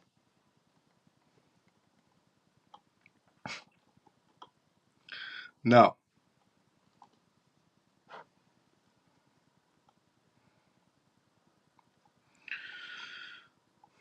here we go. Let's go inside the comment section. What year do you know we were here? I think. Yeah, we were here. Wow, that would be magic. Yeah, Trump versus Sleepy Joe. Absolutely amazing. Sorry if I missed. Sorry if I missed it, Miles. What do you see realistically happening regarding May 20th and next up? Yeah, I've read mixed reviews. Sorry about that. What do I realistically see happening? May 20th. Some sort of news coming in. Resolution, hoping. Is it going to happen? Probably not. But some sort of news coming out. The most watched thing in the world coming. Yes, honestly. I think this is going to have as much viewerships as probably the World Cup. Trump versus Biden is going to most likely have as much. It's going to have ridiculous viewership. The most watched thing in the world coming. Honestly, I want to watch the debate. Should be funny. Yes, definitely. That will be an interesting debate between Sleepy Joe, Sleepy Dopey Joe, and versus Donald Trump. Maybe they talk the full hush hush money. Maybe they do. It will be a train crash for Biden. It will be a train crash for Biden. Sleepy Joe will fall asleep during the debate. Surely it will be a train wreck for Biden to participate in this. Yep, it definitely will be, honestly. Can't wait for Trump to destroy Biden. Let's go, Shelly. Let's go, Camel as well.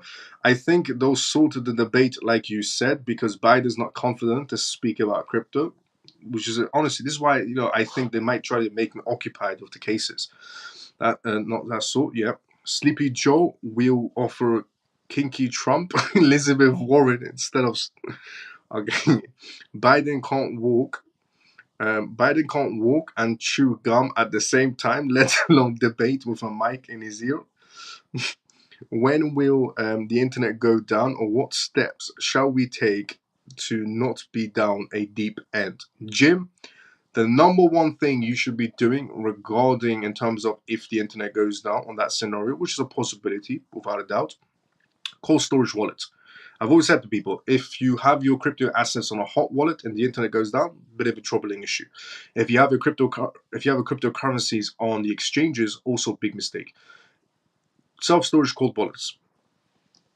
Get yourself a cold wallet. Always, in my opinion, this is what I do. Assets that I'm not using are always on my cold storage wallet, and I don't connect my cold storage wallet to DApps because it goes from offline to online. So I keep my cold storage wallet offline for real. And then assets I want to move about and buy and sell are on hot wallets and exchanges. But the majority of my assets are stored away on cold storage wallets. And if there is a blackout type of situation, if your assets are on cold storage wallets, you're good to go. Don't worry about it. Trump can't even, so do that. Jim, do that. Cold storage wallet. Only put assets on exchanges and hot wallets that you're going to move about. If they're not moving about, they shouldn't be in a wallet and they shouldn't be on an exchange if you're not moving those assets about in terms of selling or moving about. If they're just sitting there, put them in a cold storage wallet. Trump can't even his mouth in the courts. Warren Buffett is the boxing referee. Warren Buffett is the boxing referee. Jake Paul. Paul. I will be watching the debate and recording it, making sure I don't miss anything. Let's go, Carol. Crypto Mouse Crystal Ball is always on point, though. Just give it time. Let's get ready to rumble. Let's go, Ray. I can think of a better ways to spend my birthday miles than watching these two morons, to be honest. Fair point. That's the boxing ring announcer's name, Alberto. Yes, Rodriguez, that's it. We should have a live during the debate. Oh, that'd be amazing as well. Or there will be planned attacks. So it's that's a scenario as well. What Shelley said regarding massive distractions at that time. Possibility as well. Yes. Pull a Biden clown out of the closet to have a fighting chance. Biden clone, yeah, out of the closet to have a fighting chance. Good thing about Trump is not a beggar. He have enough money, but Biden is fighting to stay because he is a beggar, which is also a fair point as well. Now, the next news of tonight's live show, moving away from the comedy news, going to the micro-strategy news now. Let's go back to a legitimate sense and move away from the comedy one. MicroStrategy. MicroStrategy joins MSCI World Index after a year-to-date stock value surge. MicroStrategy has incorporated while shortly being a part of a major global equity index due to the striking rally in its shares. The business intelligence and software firm has its stocks valued, which has been increasing year to date, YTD. Thus, the growth has outperformed Bitcoin's BTC growth, and as a result, the MSCI World Stock Index included it. MicroStrategy's market performance. MicroStrategy has been among the top 3 largest additions to the MSCI World Stock Index, with a huge jump in its market capitalization, which makes it one of the biggest contributors to the firm in its expanding its operations to another country. It proves that it is a strong competitor in the market and has a good streak position. On April 26, the company MicroStrategy had about 214,000 BTC, which is worth $13.3 billion based on the current market price, which is true. MicroStrategy holds a ridiculous amount of BTC. The company's share value has increased 4 times over the past year, thus outpacing Bitcoin, which has risen about 130%. This splendid growth has made MicroStrategy the leader in integrating cryptocurrency exposure into traditional portfolios. The company's Bitcoin strategy, which was started by Chairman Michael Saylor, has been proven to be the most resilient since the beginning of COVID-19 pandemic. MicroStrategy bridged crypto and traditional finance, which they did. The fact that MicroStrategy is included in the MSCI World Stock Index is a sign that traditional investment schemes are starting to accept cryptocurrency exposure, which is true. A lot of institutions are starting to essentially regarding exposure to cryptocurrencies, especially after 13F filings. This is an example of a line that is a part of the broad trend of the blend of digital assets with ordinary financial instruments.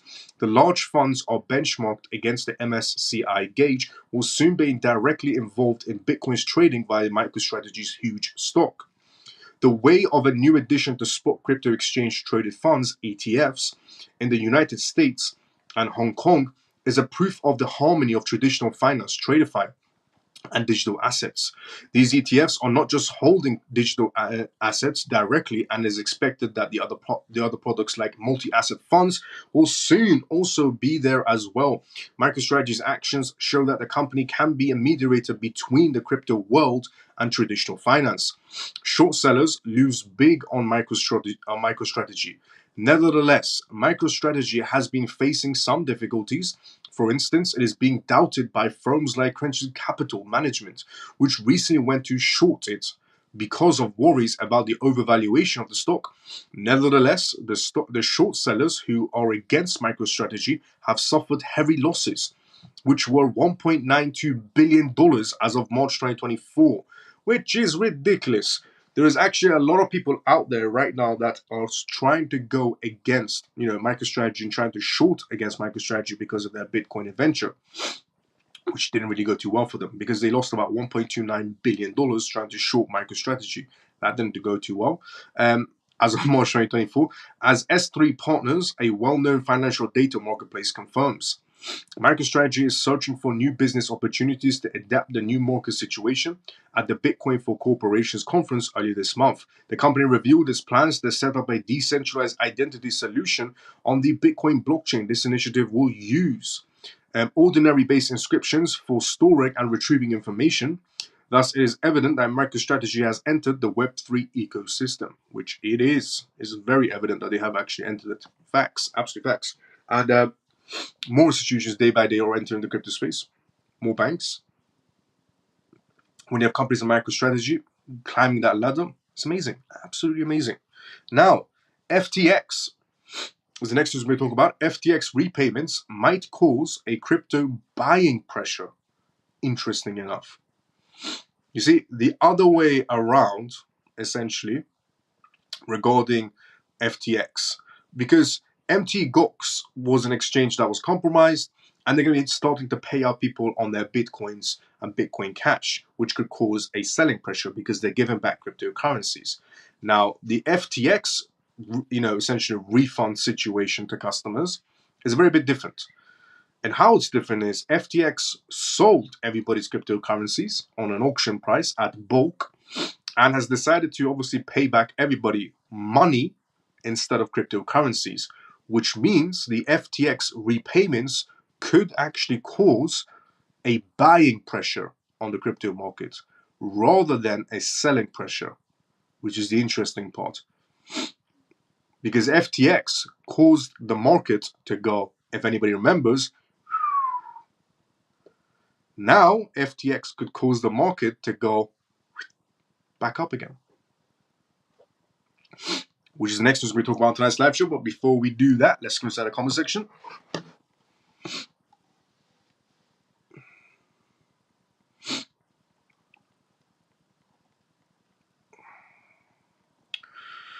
Here we go.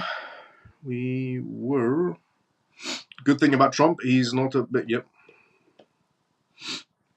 If you have some assets on an exchange and the internet goes down, will your assets still be on the exchange when the internet goes back up? Yes. But if the exchange is compromised, no. In some sort of a way, if the exchange is compromised, then not. Miles, tomorrow is my birthday, 70. Please give us another joyful live like this one. Let's go, Troy. Troy, you're going to be 70 tomorrow? That's absolutely amazing. That's absolutely amazing. Happy birthday, Troy. Honestly, happy birthday, Troy. 70 years old. Let's go. Let's go. It's amazing. Because I am Persian. If anybody doesn't know that, you're watching this for the first time ever. So I'm Persian. So Iranian, in other words. In our culture, basically, we say live to see 100. In other words, you would live to see 100. So, Troy, let's go to 100. You're 70 now, absolutely amazing. You're still young, don't worry about it. And live to see 100. Let's go.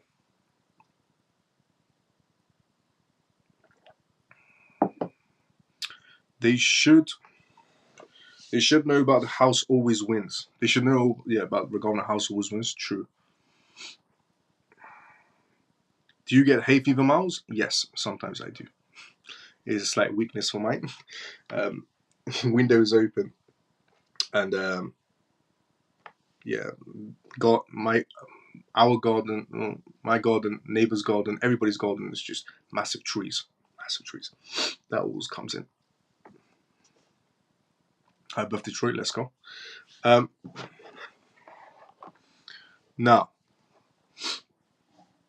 FTX repayments might cause crypto buying pressure. K33.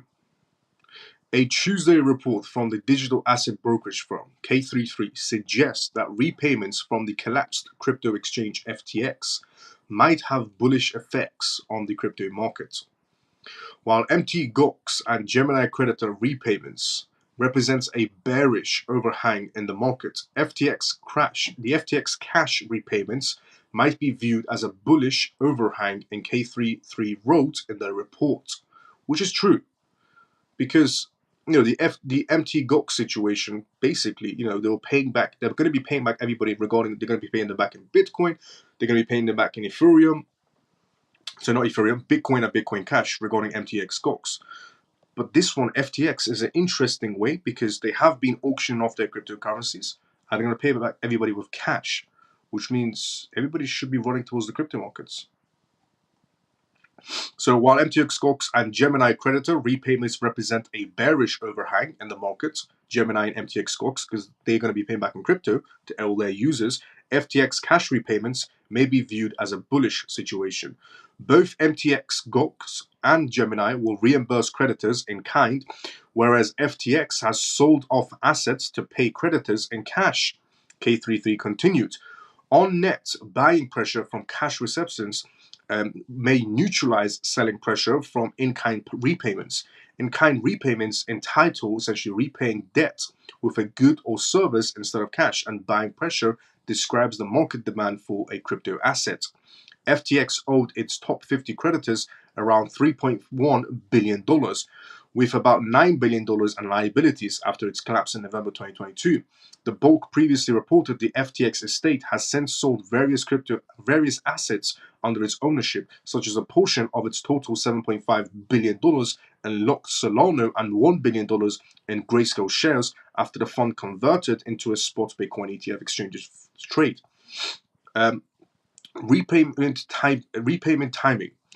While noting that the cash repayments may balance essentially out of the in-kind repayments, K33 notes that the timing of the repayments may still affect the crypto markets. Gemini's repayment, valued at $1.7 billion, is anticipated early June, with MTX Gox's $8.9 billion valued at repayments is expected by October 2024 deadline. If the court approves FTX's plan, FTX intends to reimburse creditors within 2 months. Uncertainty lingers on when or if the plan will be approved, with the people that are receiving these monies preparing for repayments in late quarter of 2024, K33 wrote. The different timing of these repayments represents yet another indication of a slow summer in the market and a solid end to the year. In its most recent recognition proposal, FTX revealed that it had held up to $16.3 billion for creditors' repayments. The firm also plans to repay creditors who claims under $50,000 compensation of 118%, the block previously reported. So, Mt. Gox is going to be paying. Here's the timelines, okay? Mt. Gox is going to be paying back everybody's Bitcoin and Bitcoin Cash in Bitcoin and Bitcoin Cash and Japanese yen, which would cause the market to go, volatile at that moment in time, which is around October 2024. So this year, in other words. And Gemini is going to be paying back everybody as well, early June, also in cryptocurrencies, which means the market becomes volatile in June, the market becomes volatile in October as well, if they do go by their plans. Now, FTX on the other hand, their repayment is not in cryptocurrencies. They sold everybody's crypto and their assets. Their repayment is in cash, in other words. Fiat, let's say. Not in cash, but in fiat. Which means it's the opposite reaction. It's not a bearish moment in time. It's a bullish moment in time because those people are about to receive chunks of money. Corporations, massive investors, and regular folks. They're about to receive chunks of money, which means they're going to be re-entering the crypto space. So MT Gox will cause a volatile state if it does. Gemini will cause a volatile state if it does, because the corporations can balance it out.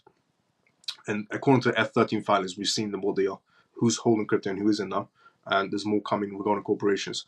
But regarding FTX, different scenario. They're not paying back everybody in crypto, like MTX and Gemini. It's fiat, which means bullish instead of bearish. That one's going to be very interesting. That could kickstart things, definitely. Regarding purchasing, inflows coming into the market space, definitely. Imagine receiving a lump sum of money as a corporation or an institution, a small, medium, large institution, or small, medium, large investor, or in a retail section, receiving chunks of money. They're definitely going to be entering the crypto space from FTX. Yes. That's bullish. The other ones, bearish, could be volatile. Let's see. Because they can position themselves regarding corporations and stabilize the market space at that given time. Now, Bitcoin is an extra. The Bitcoin soars on the cooling US CPI inflation data. Investor sentiments improves. This is what I was talking about regarding yesterday, regarding CPI data coming out, which could, fix the market space, which it did. The CPI data came out and it was absolutely beautiful, because the stock market and crypto market reacted in a positive way. So we're going to go through that now, but before we go through that, let's go to the comment section. Should I dollar cost average into near AVAX or Link? Should I dollar cost average into near AVAX or Link? Hard question.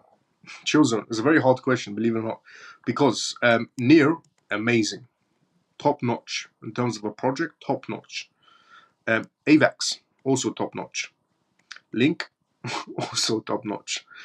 How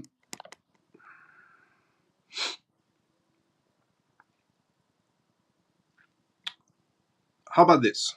For a while, start with near and then move on to AVAX and then move on to Link.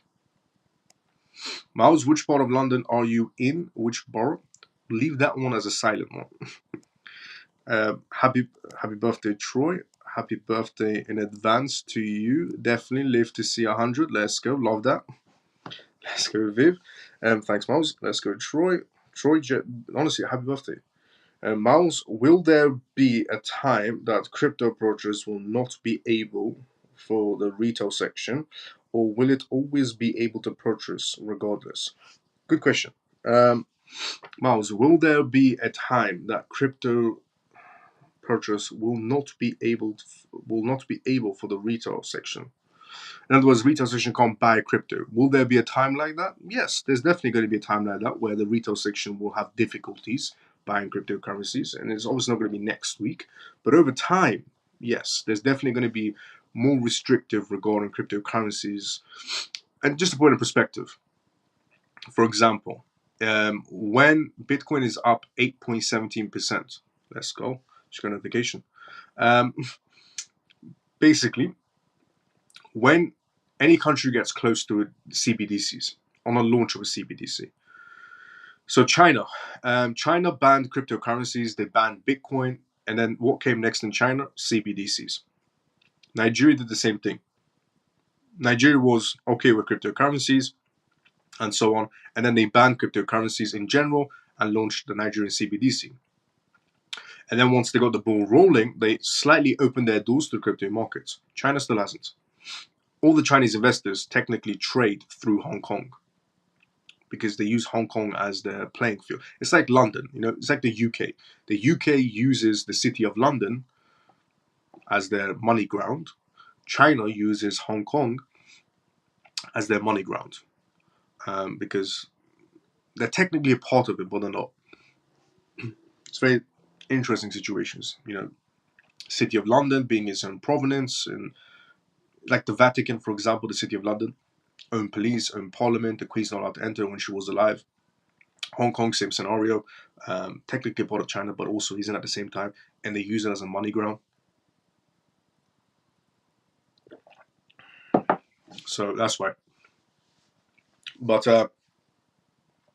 once we get very, very close to CBDCs, they're going to make it very, very strict on retail section.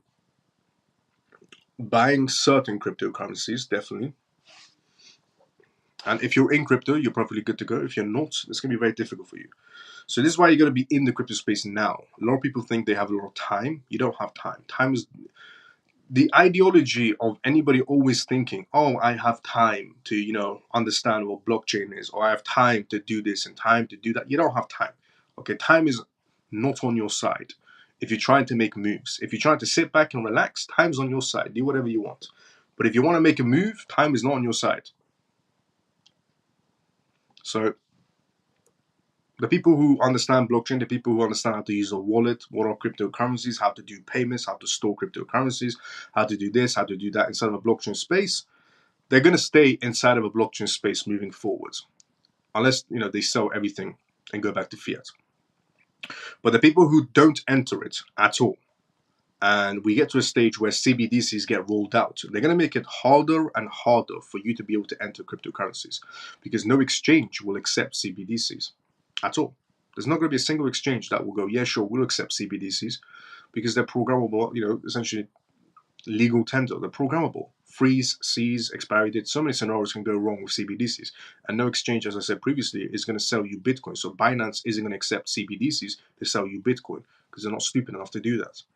That's why every country is coming up with a CBDC for the peasants, for everybody in other words, and they're also coming out with a stablecoin for the market space. So stablecoins will be on the market space, which exchanges will accept, and countries will accept as well. And CBDCs are for the peasants, because no country is moronic enough to accept somebody else's CBDC, because they know that that particular country that gives them the CBDC can freeze it and seize it and put expiry dates on it. So they're not stupid enough to use it. Instead, they'll use their stablecoin, which is also programmable, but not to that extent. So it's either you're in crypto and you stay within crypto and you're good to go. If you don't enter it and you never enter it and CBDCs get rolled out, they're going to make life very difficult for you to be able to enter it later on. Is it true that we only have a limited time to make our wealth before 2030? Then AI, etc., will change everything. No. Up to a certain extent, I'll tell you that. Is it true regarding AI taking, essentially changing everything? AI is definitely going to change it. This is why I say yes or no. So on your question, yes or no? Yes, AI is definitely going to change a lot of things. A lot of things. There was an article that I read out yesterday to everybody where they were talking about, and there was multiple CEOs and so on. They were talking about. So now we have ChatGPT 4.0. So for example, we have ChatGPT 4.0, which has advanced quite a lot. The new ChatGPT is ridiculously advanced. Okay, ridiculously advanced. Now, the article that I was talking about yesterday was regarding ChatGPT. They were talking about how if ChatGPT, of the scale that it's going at right now, by the time it reaches ChatGPT 7, a lot of jobs will be lost. So right now we're ChatGPT 4, and what 4.0 is what they're calling it right now. And the analysts that were looking into ChatGPT and the data that's revealing on it, and the CEO perspectives, by the time they get ChatGPT 5, ChatGPT 6, ChatGPT 7, the majority of the people have lost their jobs. And this also came from Sam Altman as well. Sam Altman was also the man that said, by the time we get to ChatGPT 7, a lot of jobs would be replaced, and then a lot of companies will be using AI instead moving forward. So yes, AI is definitely going to change a lot of things. And, in terms of anything to do with office work, AI will take care of that. In terms of factory work, AI will take care of that. Are there going to be people still hired? Yes, there's still going to be people hired.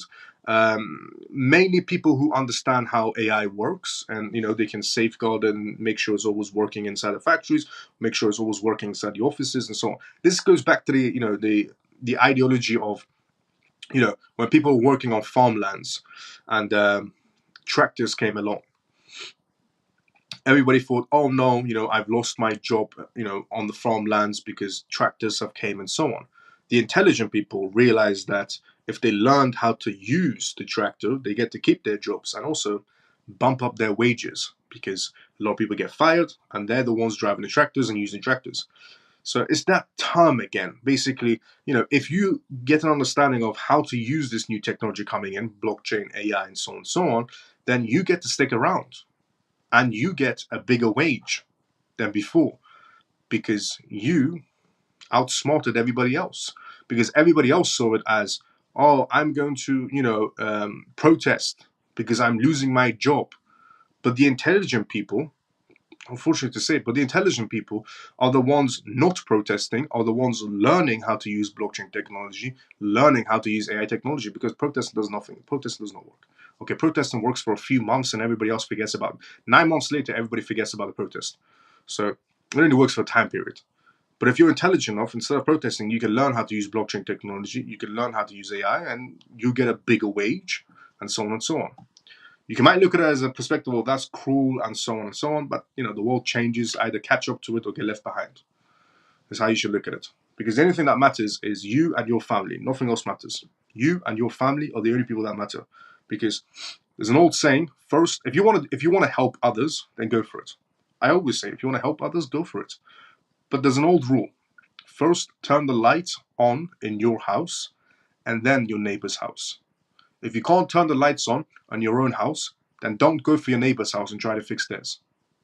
First, turn the lights on your house, and then try to help your neighbor. So then you're helping your neighbors from a strong position instead of a weak position. Because two people in the same boat helping each other is disastrous. But one person in a strong position helping someone else that's not in a strong position is a better way to look at it. There's a better outcome on the way as well. So first turn the lights on your house and then your neighbors. So learn AI, learn blockchain, definitely. If you want to stick around and have a 9 to 5 corporate job, definitely learn how to use AI. The same ideology about the tractor. And so that part is yes. AI is definitely going to be taken over. Even Sam Altman talked about it as well. And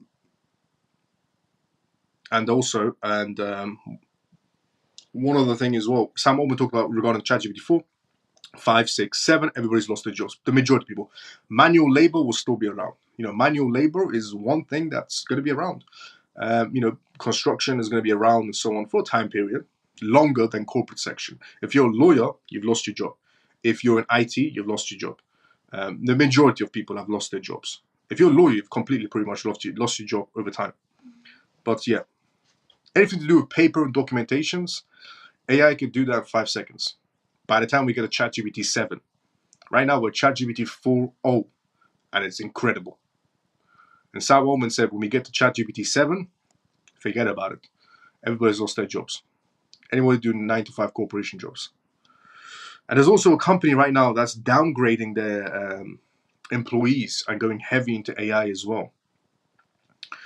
And so that part is yes, AI is definitely going to change everything.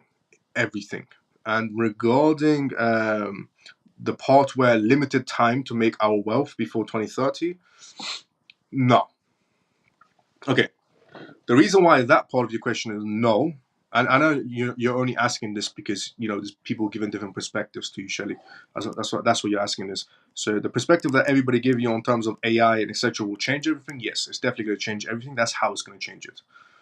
In terms of you only have time until 2030 to make wealth, incorrect. Because if you're positioned in the correct projects, even beyond 2030, you're still going to make a lot of money. If you position yourself correctly in legitimate projects that matter, okay, projects that are inside the finance space, that are going to be used by massive corporations, that even beyond 2030, you're good to go.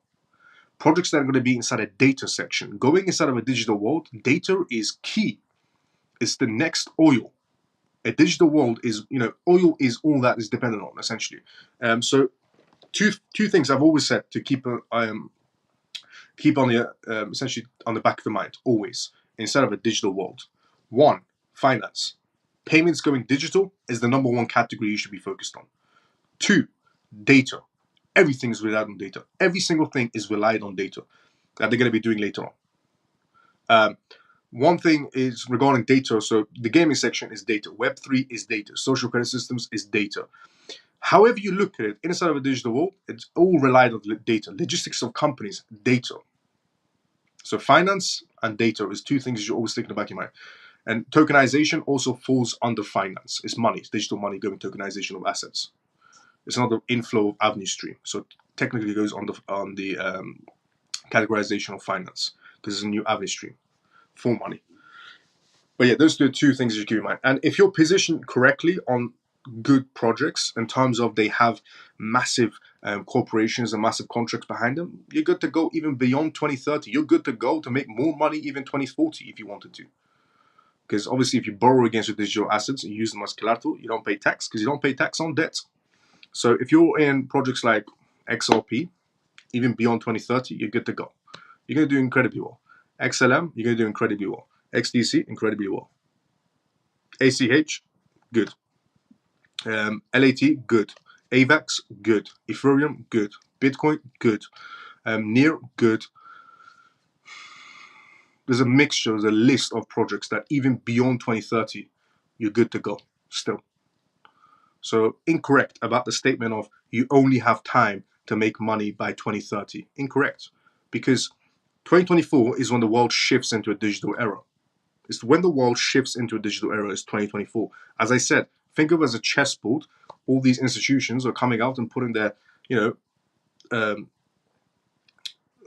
the chessboard. Essentially, they're putting their, for a second I forgot the word, but they're putting their pawns on the chessboard, essentially. Getting positioned ready to immense the game, essentially. So, and we've seen this happen with the 13F filings. The 13F filings have came out from the SEC. We know who's holding Bitcoin. We know who isn't holding Bitcoin. And we know who's holding cryptocurrencies up to a certain extent.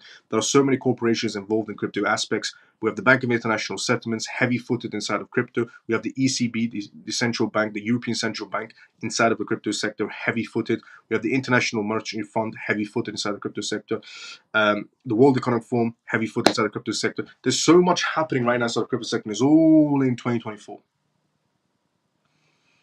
So this is when the world shifts into a digital era. 2025, the world shifts even more. 2026, even more. 2027, even more. 2028, even more. 2029, even more. 2030, even more. 2031, even more. 2032, 33, 34, 35, 36, 37.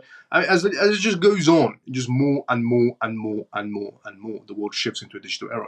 So incorrect about, you only have time until 2030. Because if you're in the right projects where the corporations are interested to be in, where these massive institutions are interested to be in, where Bank of America is interested in, being into that crypto project, or HSBC Bank, or Standard Chartered Bank, or JP Morgan Bank, or BlackRock, or Fidelity, or Vanguard, and the list just goes on, of these massive corporations, SBI Holdings. And if you're positioned correctly in the right crypto projects that these institutions are going to build on and build on and build on and expand every month, every year, you're good to go beyond 2030 as well to make more money. Because the price is just going to go higher and higher and higher and higher with market manipulation. Because no market continues going upwards only. What's the point of the market then?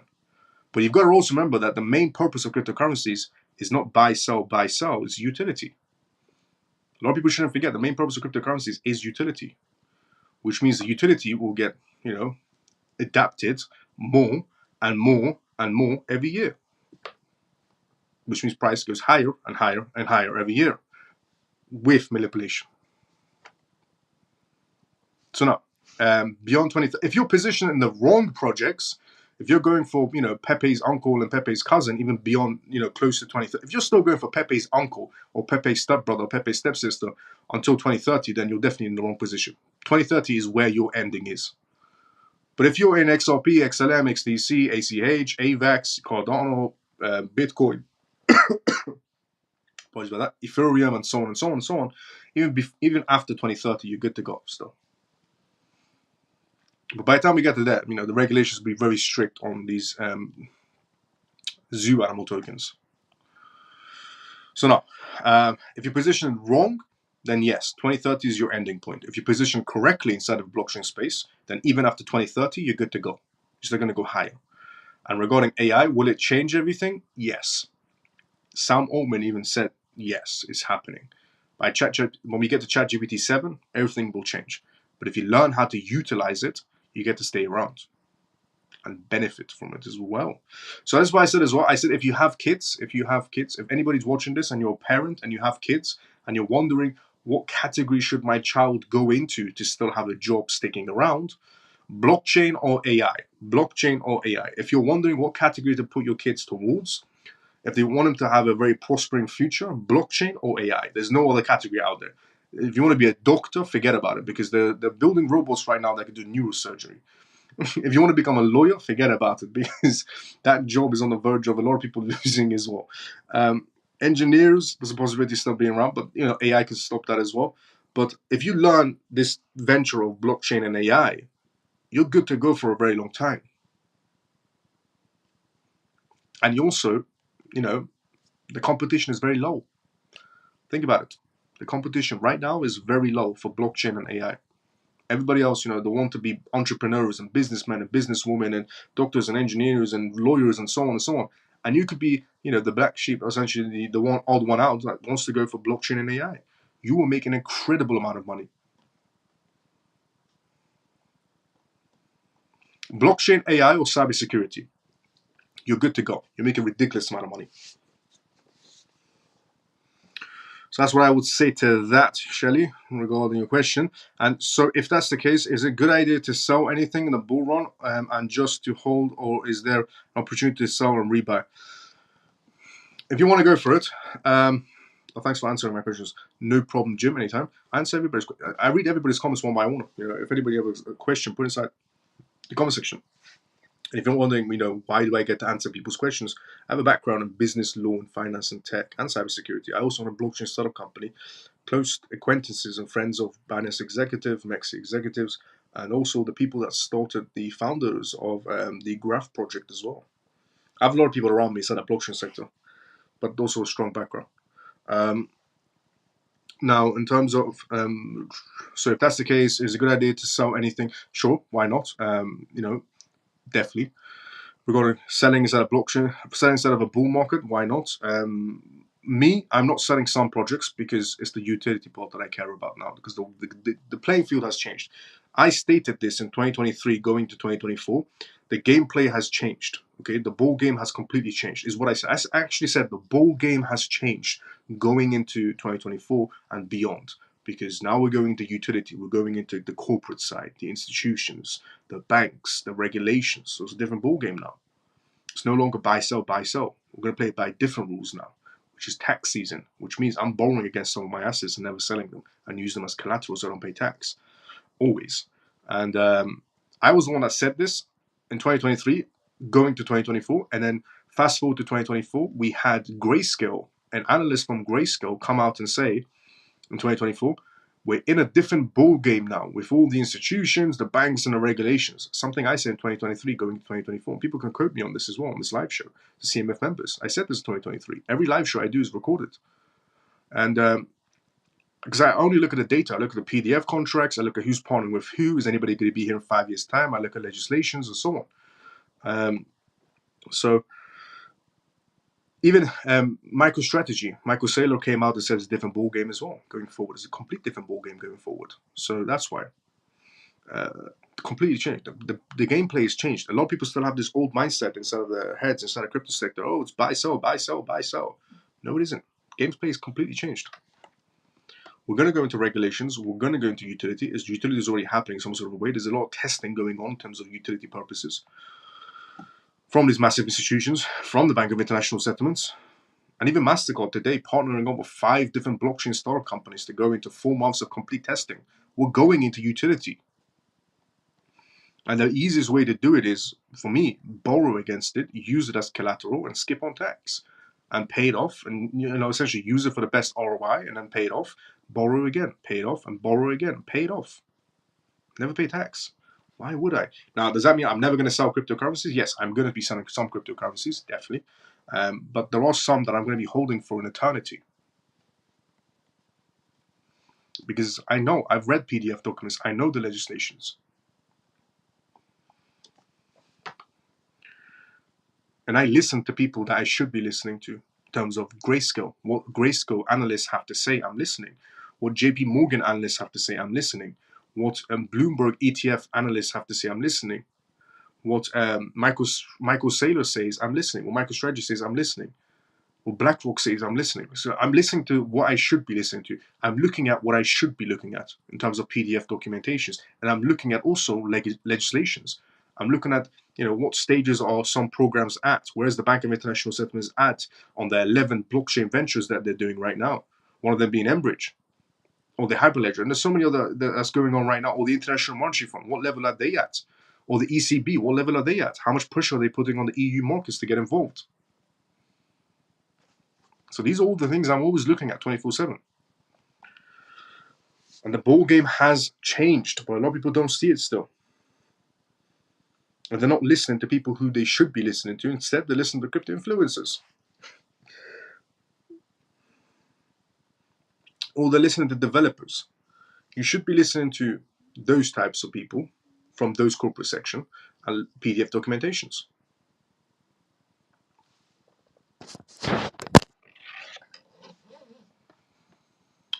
Slow down for a second. There we go. It's back up. Okay. So that's on that question of Jim, hold or sell. There you go. Happy birthday, Troy. Have a relaxing day. Let's go. There is a governor agenda with CBDCs to implement a my way or the highway concept where it will be controlled beyond most people's knowledge. Governments. Okay. Miles, I've heard the main developer for AI is for to become weaponized. Yes, AI is going to become at one point. Charity begins at home. Let's go, Viv. Best way to look at it. Hello, Miles. How are your parents doing? How are you doing? How's your business, Scott? Good to see you, brother. How you doing? How you been, Scott? How's things? My family's doing very well, Scott. Thanks so much for asking. My business is going very well. CMF, hello. Hope everyone had a good day. Miles, I sent you a DM. I'll definitely check it out after this live show, Scott. A beautiful background. Let's go, Scott. Data is the next oil. Finance vertical in crypto is key. Web3 is data tokenization. If real world assets is finance. Facts. Absolute facts. Sorry, Miles, I was making notes to myself to print screen and accidentally sent what you said. No problem. Happy Pisces. Will Link and Quant be around long term? I see that happening, yeah. I think Shelley meant buy/load bags now to 2030 before too expensive to get in. Yes, definitely. It's just concerned. Yes, Shelley, if that's what you're thinking, yes, definitely. Definitely go for it. It just concerns me that the governments will take over and won't allow retail to buy crypto. Well, you're in the retail section now, same as everybody else, and same as me and so on. Some people might be inside the corporate section like me and so on, but we're all still in the same boat. None of us are inside the World Economic Forum circle. So, well, technically, even if I am in the corporate section or anybody else is in the corporate section, we're still part of the retail section because we're not in part of the World Economic Forum. So, in terms of that, yes. Think of it like this: you're in the right section, so go for it. You understand what crypto is, Shelley. The best part is about you and about every member of the CMF is you understand what crypto is. So you have a very key advantage of everybody else around you. So on your question, it just concerns you that the governments will take over and won't allow the retail to buy crypto over a certain period of time. That shouldn't concern you because it's something that you can't stop coming. If the government wants to restrict people regarding crypto assets, it's something that you can't stop coming in terms of 5 years or 10 years down the line. But what you can do is you have an advantage over everybody else. So go for it. And so does everybody else inside the CMF or everybody watching this live show inside the crypto sector. You have an advantage over everybody else, and you shouldn't be concerned about things that's out of your control, which is, the government's restricting people and CBDC is coming and so on. Be focused for now. And obviously be focused for later on. Whatever you do today impacts you tomorrow. So stick to the positive side, which is you have an advantage. You understand what crypto is. You're inside the CMF. You have an amazing family inside the CMF as well. Family inside the CMF. And focus on crypto. Focus on your own bags. And don't get concerned about things you have no control over. is what I always say. I always, say to myself, don't have concern, don't get concerned about things I have no control over. Do you think they will still be bull rings in the future? Possibility, but not the way you think of it. What determines how much money each country will have on the new CBDC system? What is their backbone?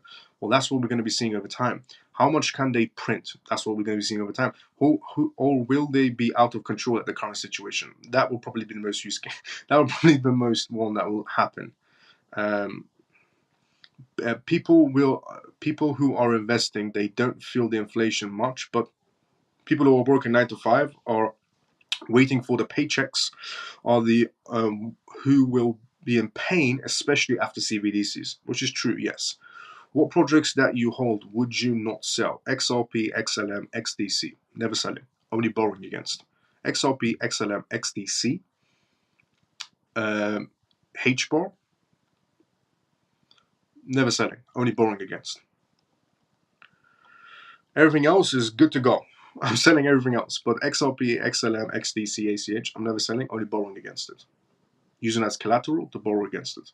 And I, because I hold a hefty amount, very hefty amount. Raul Paul made the comment about making wealth up to 2030, then the world will change with AI. It will, definitely.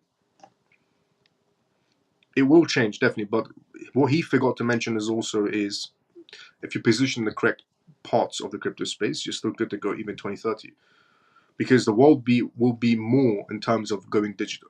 By the time we get to 2030, the world is fully into digital mode. By the time we get to 2030, we're fully into digital mode. 2024 is when the world shifts into the digital era, with some CBDCs coming out from different regulations and jurisdictions out there.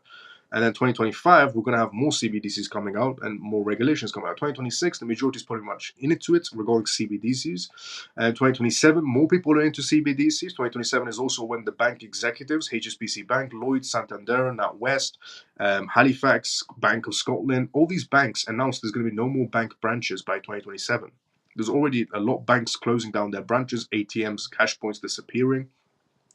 So by 2027, we're pretty much into the digital sector. By 2028, we're more into the digital world. 2029, more. 2030, more. What makes you think by 2031 we won't be even more into the digital sector? So if you're positioning the correct projects, even by after 2030, you're still good to go. If you're in the projects that the banks and the institutions, the corporations, the massive corporations are still going to be using, you're good to go even for 2040, 2050 as well. Because we're just going to go higher and higher and expand, and the adoption will grow and grow every year. The adoption won't stop when we get to 2030. It will expand even further. I can't wait to sell my quant. It's my worst experience in crypto.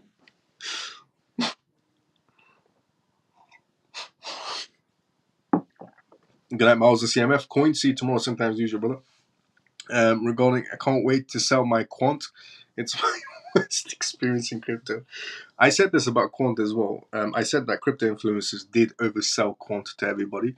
A very long time ago, I said, crypto influencers definitely oversold quant to everybody, especially the misinformation around quant regarding being partnered with the Bank of England, and it was just a participation project.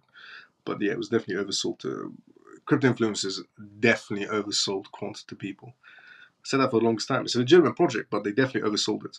Will ever any data within the blockchain software a possible of data being tampered or manipulated in any way? Of course. There's also a possibility of that. Regarding data being tampered? Yeah, definitely. Everyone that's in here watching Mao's live show is way ahead of the game. Keep buying the dips. When you see red, buy, is what Yvonne said. It was not financial advice. How do you feel about CAS, TON, ZIL, XDC, APM? How your feelings, opinions change? Have my feelings, opinions changed? No. CAS is still good. TON is excellent. TON is excellent. TON, excellent. ZIL, good as well. Apologies about that. XDC, amazing. AMP, good as well. Out of CAS, TON, ZIL, XDC, AMP, XDC number 1, TON number 2, ZIL number 3, CAS number 4, AMP number 5. They will make it much harder to open an account in any of the exchanges. Definitely, yes.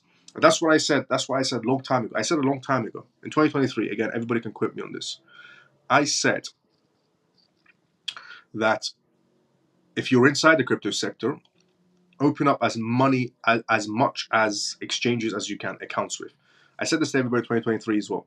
So based on Emon's question, where he said right now, statement, they will make it much harder to open an account in any of the exchanges, crypto exchanges. They will, yes. Right now, crypto exchanges are, opening their arms to everybody and saying, "Welcome to the crypto exchange," and here's some discounts or fees that we're gonna, waiver off, and here's a cryptocurrency bank card. Right now, they're throwing everything at your face. Sure.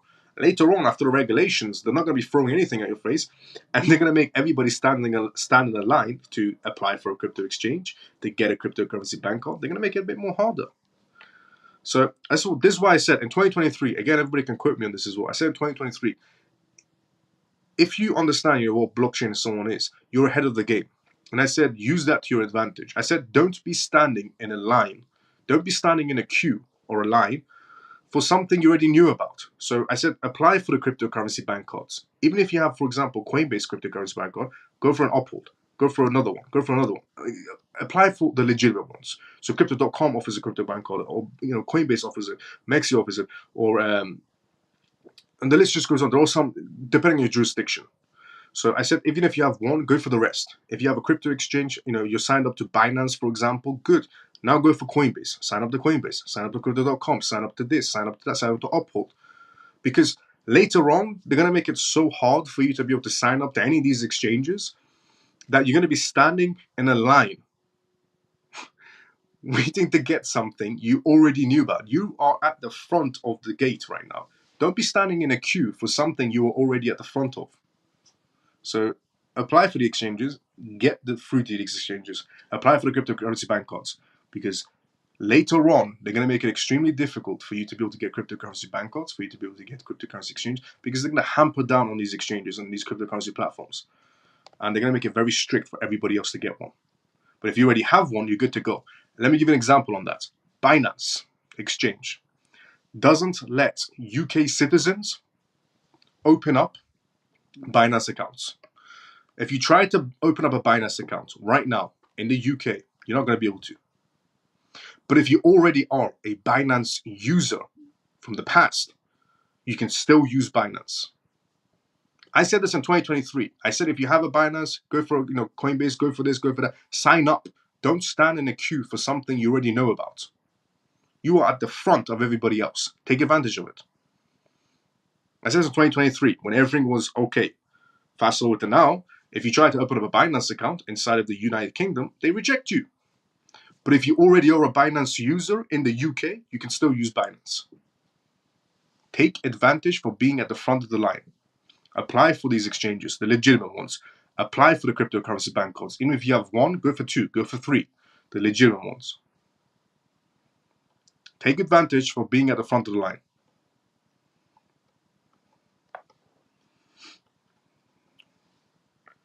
So they'll make it much more harder. Yes, I said all of this in 2023. And people can quote me on this as well. Inside of CMF. All my live shows are recorded. And I do this live show every single night.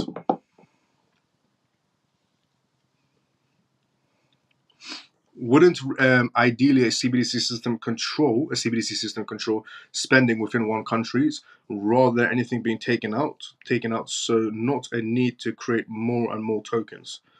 True, but they can still overpopulate it. Greed is the worst thing in humankind. As tokens will be rationally used, yes, but it's also greed is the major issue. Have you shared your updated portfolio models? Not yet. I will definitely. Would you swap out your quant for something else? Yes. Right now, the three final XRP or XDC, HBAR or TON. HBAR.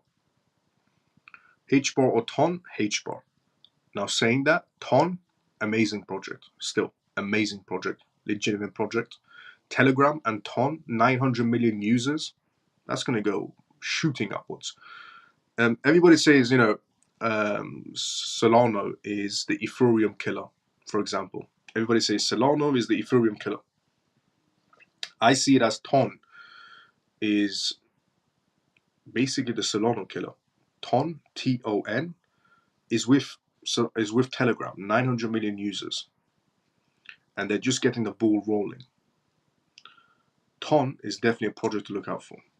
And somebody did ask me the question: is Solana, is Ton a competitor to Solana? I said, hell yes. Ton is definitely a competitor to Solana. One, it's a legitimate project. It went from number 50 on the list to number 8. And a lot of people still don't know what Ton is inside the crypto space. It went from number 50 on CoinMarketCap to number 8. And it's staying at number 8. 900 million users, Telegram, Ton.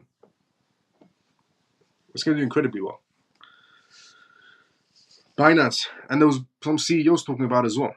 Ton, not Tron, Ton, Ton. Binance is still the best. Yes, definitely, without a doubt. In terms of exchange, oh yeah, hell yes. Now, what we were going to be talking about was the Bitcoin CPI situation, hence why the market is doing better.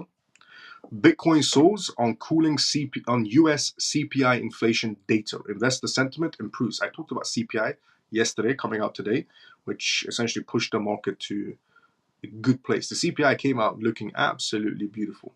The Bitcoin price remains consistent as investors appear to have dismissed inflation concerns, practically following the recent US. The Consumer Price Index, the CPI, has been released. Notably, market investors were keenly anticipating the US PPI statistics showed the inflation has risen faster than predicted. Meanwhile, inflationary pressure has weighted an investor morale with expectations growing over the Federal Reserve. Probable hawkish attitude. US CPI and core CPI show moderate gains, indicating persistent inflation concerns. Recent data from the US Labor Department said the US Consumer Price Index CPI increased by 0.3% in April, falling short of market estimates of 0.4%. Notably, the CPI climbed at the same rate as the previous month. Unadjusted, the US CPI, a key metric for understanding inflation levels, rose by 3.4% year on year, YOY, in line with market expectations. Simultaneously, the core CPI, excluding food and energy prices, climbed 0.3% on a monthly basis, matching Wall Street expectations. On a year-over-year basis, the core CPI increased by 3.6% after rising from 3.8% in the previous months. Notably, although appearing to be cooling, inflation remains above the Fed's 2% target range, dragging on the global investor mood. Despite this, investors appear to be praising the better-than-expected result. For context, the most recent US PPI inflation figures come in higher than expected. Following that, the Federal Reserve Chairman Jerome Powell restated the central bank's position on their rate hike plans. On Tuesday, the Fed Chairman Jerome Powell stated that the inflation is still high and that the central banks may keep interest rates steady for a lengthy time. Notably, inflationary pressures have kept a number of investors on the sidelines, resulting in increased market volatility. However, the fresh CPI data appears to have provided some relief to investors, reducing concerns about the Federal Reserve's more hawkish stance. According to the CME FedWatch tool, there is a 96.9% possibility that the central bank will remain current interest rates during their June meeting. Meanwhile, response in the CPI statistics, the US 10-year bond yield decreased 2.07% to $4.35, while the US dollar index dropped 0.42% to $104.45. Despite the jump in PPI inflation statistics, which has stoked fears, it appears that investors are focusing on other areas for the time being.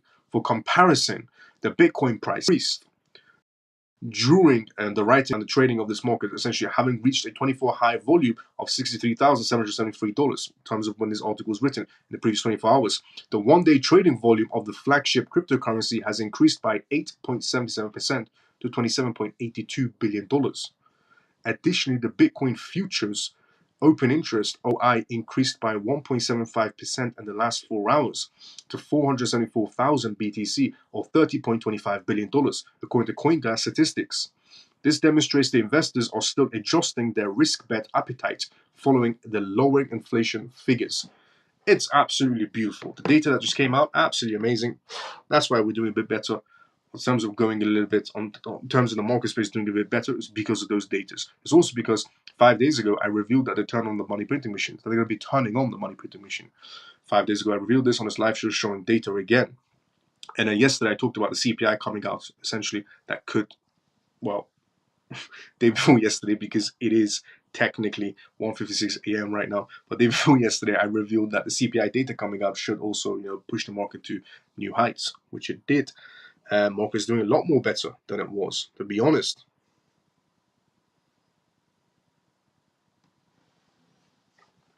Now, the next news to talk about on tonight's live show is quite a big one as well, which is Millennium Management $2 billion stake crown it the largest IBIT FBTC ETF holder. This is breaking news, by the way, as well. The F13 filings that all these corporations that I keep on filing out and send it to the SEC, and this one is a massive one that just revealed these corporations who's holding Bitcoin ETFs and who isn't, and who's holding cryptocurrency in terms of the ETFs.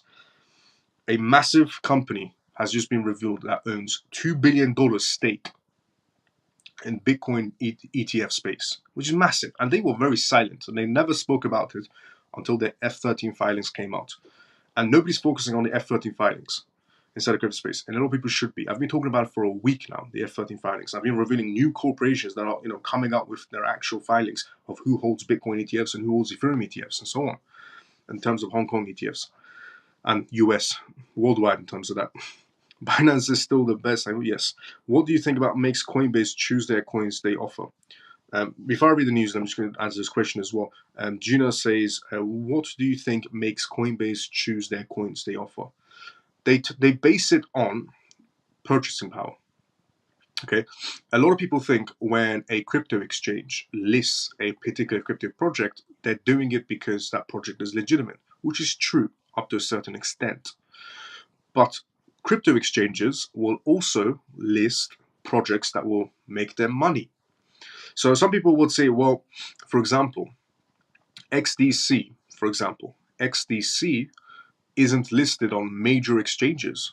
So, and Pepe is listed on major exchanges, for example. And a lot of people say, well, that means Pepe is better because Pepe's on Binance and XDC is not on Binance, and so on and so on. Which, that's the part where it's not true.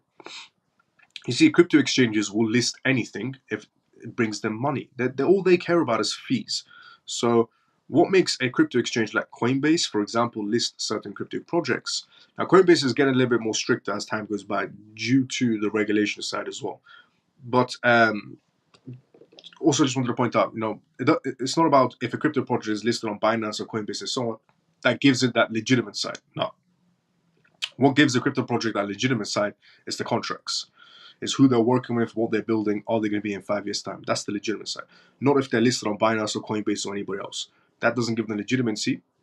It shows that it gives the legitimacy, but then it's also because in terms of fees. They go for projects that are going to bring them in the most amount of money in most cases. It's a business. And, they want to make money on fees. So that's when you see some exchanges sometimes list the most oddest coins ever. But they know they're going to make money on fees. They don't care. They will sell you anything just to make money, because all they care about is fees, because it's just business at the end of the day. So what makes them choose the coins they offer? Sometimes they do it in base of purchasing power. So who brings in the most amount of inflow of avenue streams, which project they can make the most amount of fees on is what they care about. Most cases, in some cases, is because they're trying to list some legitimate projects to look like a mature place, a mature platform for corporations to use, for example. But they also list the most oddest projects sometimes because they're doing it in terms of it brings them fees, money from fees. They will list anything. So remember, credibility isn't if it's listed on Binance or it's listed on Coinbase or it's listed on any exchange. That's not a part that gives credibility to a crypto exchange. In terms of the retail section, not everybody, but the majority of the retail section will look at it and go, oh, well, this project's on Binance, there's this credibility, or this project's on Coinbase, that's his credibility. Incorrect. If you look at it from a corporate perspective, which I would look at it as, it doesn't give it that much credibility. What gives that project credibility is who it's working with and what contracts it has in place and is it going to be in 5 years' time. That's the credibility part of that about that crypto project. Not if it's listed on Coinbase, because it could be listed on Coinbase today and not be listed on Coinbase in 6 months' time. But the project can always have those contracts and those developments going on unless they get sacked. So they choose it on basis of, can they make money from fees? Does it have that popularity going on? And so on. And also they list some legitimate projects to make themselves look like a mature place. It's all image. Money and image. That's all they care about. It's business.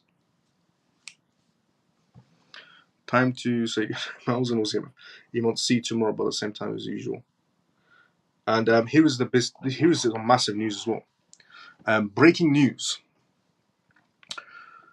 Millennium Management $2 billion stake crown it the largest IBIT, which is BlackRock's IBIT BTC ETF, and FBTC ETF holder. Millennium Management has disclosed holdings that makes it the largest holder of Bitcoin ETFs, notably the iShares Bitcoin Trust IBIT and Fidelity's Wise Origin Bitcoin Fund FBTC. This participation is evidenced by the recent SEC filing that shows Millennium Management's stake now covers almost $2 billion, which is about 3% of its fund worth $64 billion. Millennium Management has about $64 billion to play around with. $64 billion of assets under management to play around with. Out of that $64 billion, they've put $2 billion into Bitcoin ETFs. And nobody would have known this if they didn't file out their 13F filings and sent it to the SEC, which is now public records.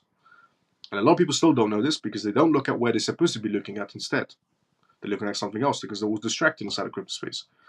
So this shows, what this majorly does show is the evidence part of all the corporations inside the crypto sector. Hell yes. These 13F filings have opened their eyes to these PDF documentations now we're seeing of who holds Bitcoin and who doesn't, and who's been lying to the public. JP Morgan lying to the public. They hold BTC ETFs. The 13F filings show that now.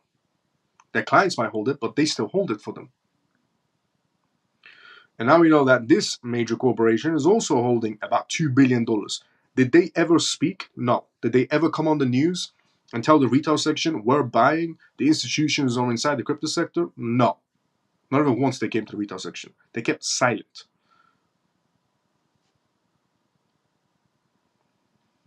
So the SEC filings of Millennium Management gives a comprehensive overview of its investments in its numerous major Bitcoin ETFs.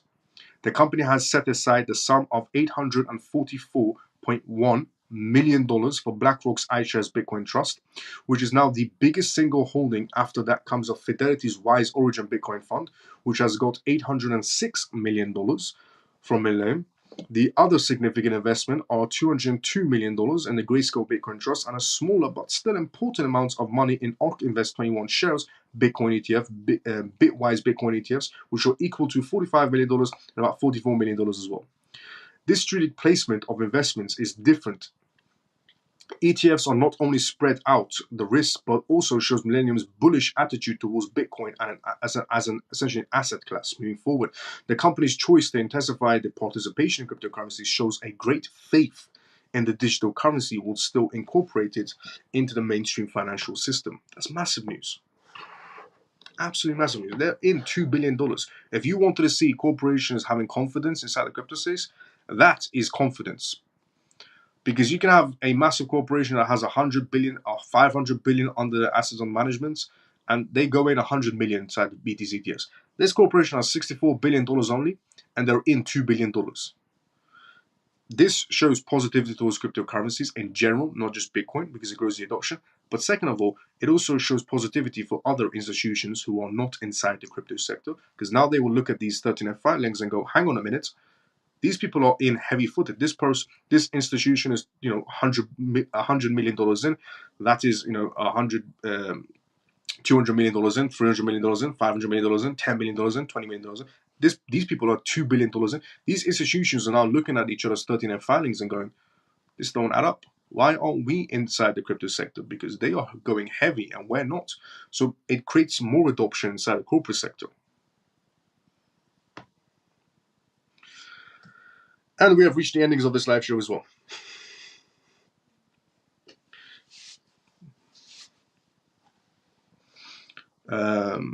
Thank you, Miles. Good as always. I have to go. I'll see you all tomorrow. Great live as always. Shelly, see you tomorrow, same time as usual, Shelly. Thanks for tuning in. See you tomorrow, same time as usual. And we have reached the endings of tonight's live show as well. We went through so much news on tonight's live show and so many questions as well, which I loved, honestly. I love what I do. Because, every morning waking up to the corporate side, meetings, Zoom calls, meet video calls, and then face-to-face meetings, and then come back and do the CMF live show every single night. It's like relaxing for me, believe it or not. So we talked about the CPI data, looking absolutely amazing tonight's live show. So we always do a gist at the end of the live show. We talked about CPI data, absolutely amazing. We talked about million management, $2 billion into corporate, from the corporate section into Bitcoin ETFs. We talked about FTX repayments. That could be a bullish outcome instead of a negative outcome for the crypto space. We talked because they're giving back cash instead of refunding cryptocurrencies. We talked about MicroStrategy joining the MCI World Index after year-to-year stock. We talked about the first US presidential debate between Sleepy Joe and Joe Biden, and it's going to be around 27th of June. We talked about, they're going to do a face-to-face debate. Joe Biden and Trump are going to do a face-to-face debate June 27th. We talked about the Federal Reserve president slamming Bitcoin. We talked about the US rep Thomas, the US lawmaker Rep Thomas, talking about how should we get rid of the Federal Reserve and abolish them. We talked about Coinbase and their $600 billion Australian pension fund adventure that's going on. They're having back-to-back communications. We talked about Propine and reveals XDC network support for their FXD stablecoin. There's a FXD stablecoin coming out on the XDC network. XDC is their backbone. And if you're wondering who is Propine and are they a legitimate project and a legitimate company, yes. Propine has a license from the Monetary Authority of Singapore. They're going to be going for tokenizations. They're going to be releasing their stablecoin. They have all the licensings from Singapore already. And their backbone, they announced it, is XDC. So tokenizations, stablecoins, and so many other things are coming to the XDC network through Propine. And it's a $500 trillion, essentially, trade finance gap. And they have a license from the Singapore Authority, or the Singapore, a license from the Authority of Singapore. We also talked about the US House McHenry, how he said that the Senate is going to be swayed if Democrats back the bill, the crypto bill that's going on right now. It's going to be next week regarding voting. We talked about Humanity Protocol. There's a company called Humanity Protocol. They've raised $30 million for a Palm-based digital identity. They haven't released their blockchain project yet, but it is a Web3 digital identity startup company. It's already secured $30 million in fundings, so seed money, in other words, from VC companies. And they're going to be releasing somewhere down the line their own blockchain in terms of or building on a blockchain and their own token as well. So maybe look out for that. Humanity Protocol, they've already raised $30 million from seed money from VC companies, because that's what essentially what they're indicating. And Web3 digital company, it is a startup company, so maybe something to look out for as well.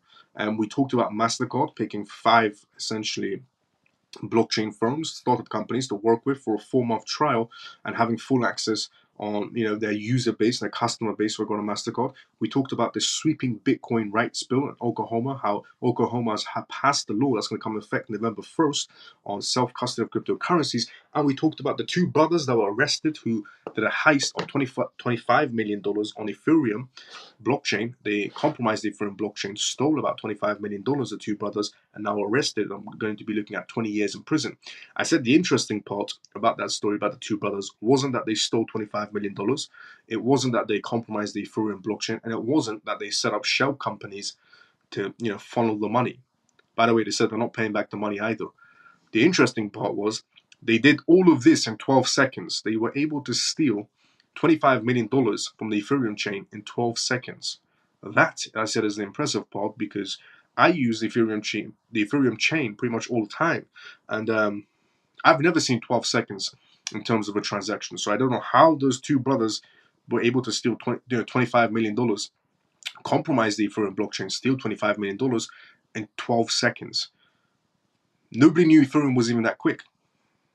I personally said, Vitalik Buterin should be hiring these two brothers to help him on Ethereum's blockchain. If they can do transactions in 12 seconds, I want to see that happen. And the fees were probably non-virtual as well. So I think, Vitalik Buterin should be hiring these two brothers, not watching them go to prison. So that's all we talked about in tonight's live show. We talked about a lot of things. If you enjoyed this live show, by the way, if you're watching it for the first time ever, drop a follow, drop a like, and tune into it every single time, every single night. I do this live show every single night. Obviously, not until this late, but about 1:20 we finish up. Now we're at 2 a.m. So tune into every single time. 11:25 p.m. this live show starts every single night on YouTube and on X Live. So if you enjoyed it, drop a follow on YouTube. If you're watching on YouTube, if you're watching on X, drop a follow on X. And we also have a Telegram group as well. Everything I do is completely free of source. And this was episode 56. You can join a Telegram group as well. It's on the link is on YouTube and on X.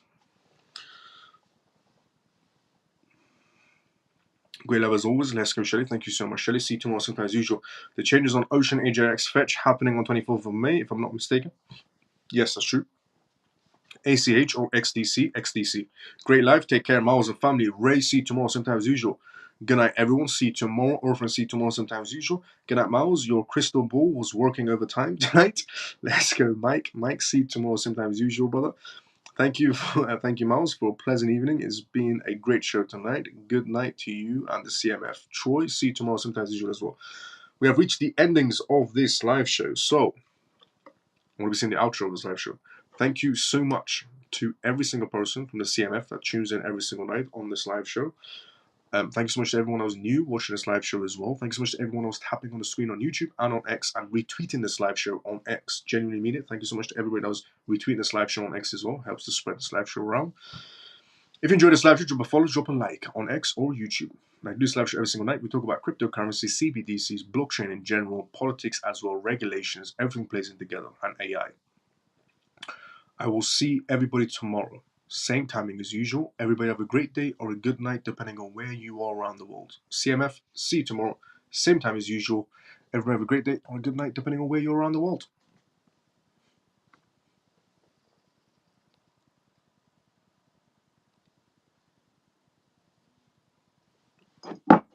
Sorry. See everybody tomorrow.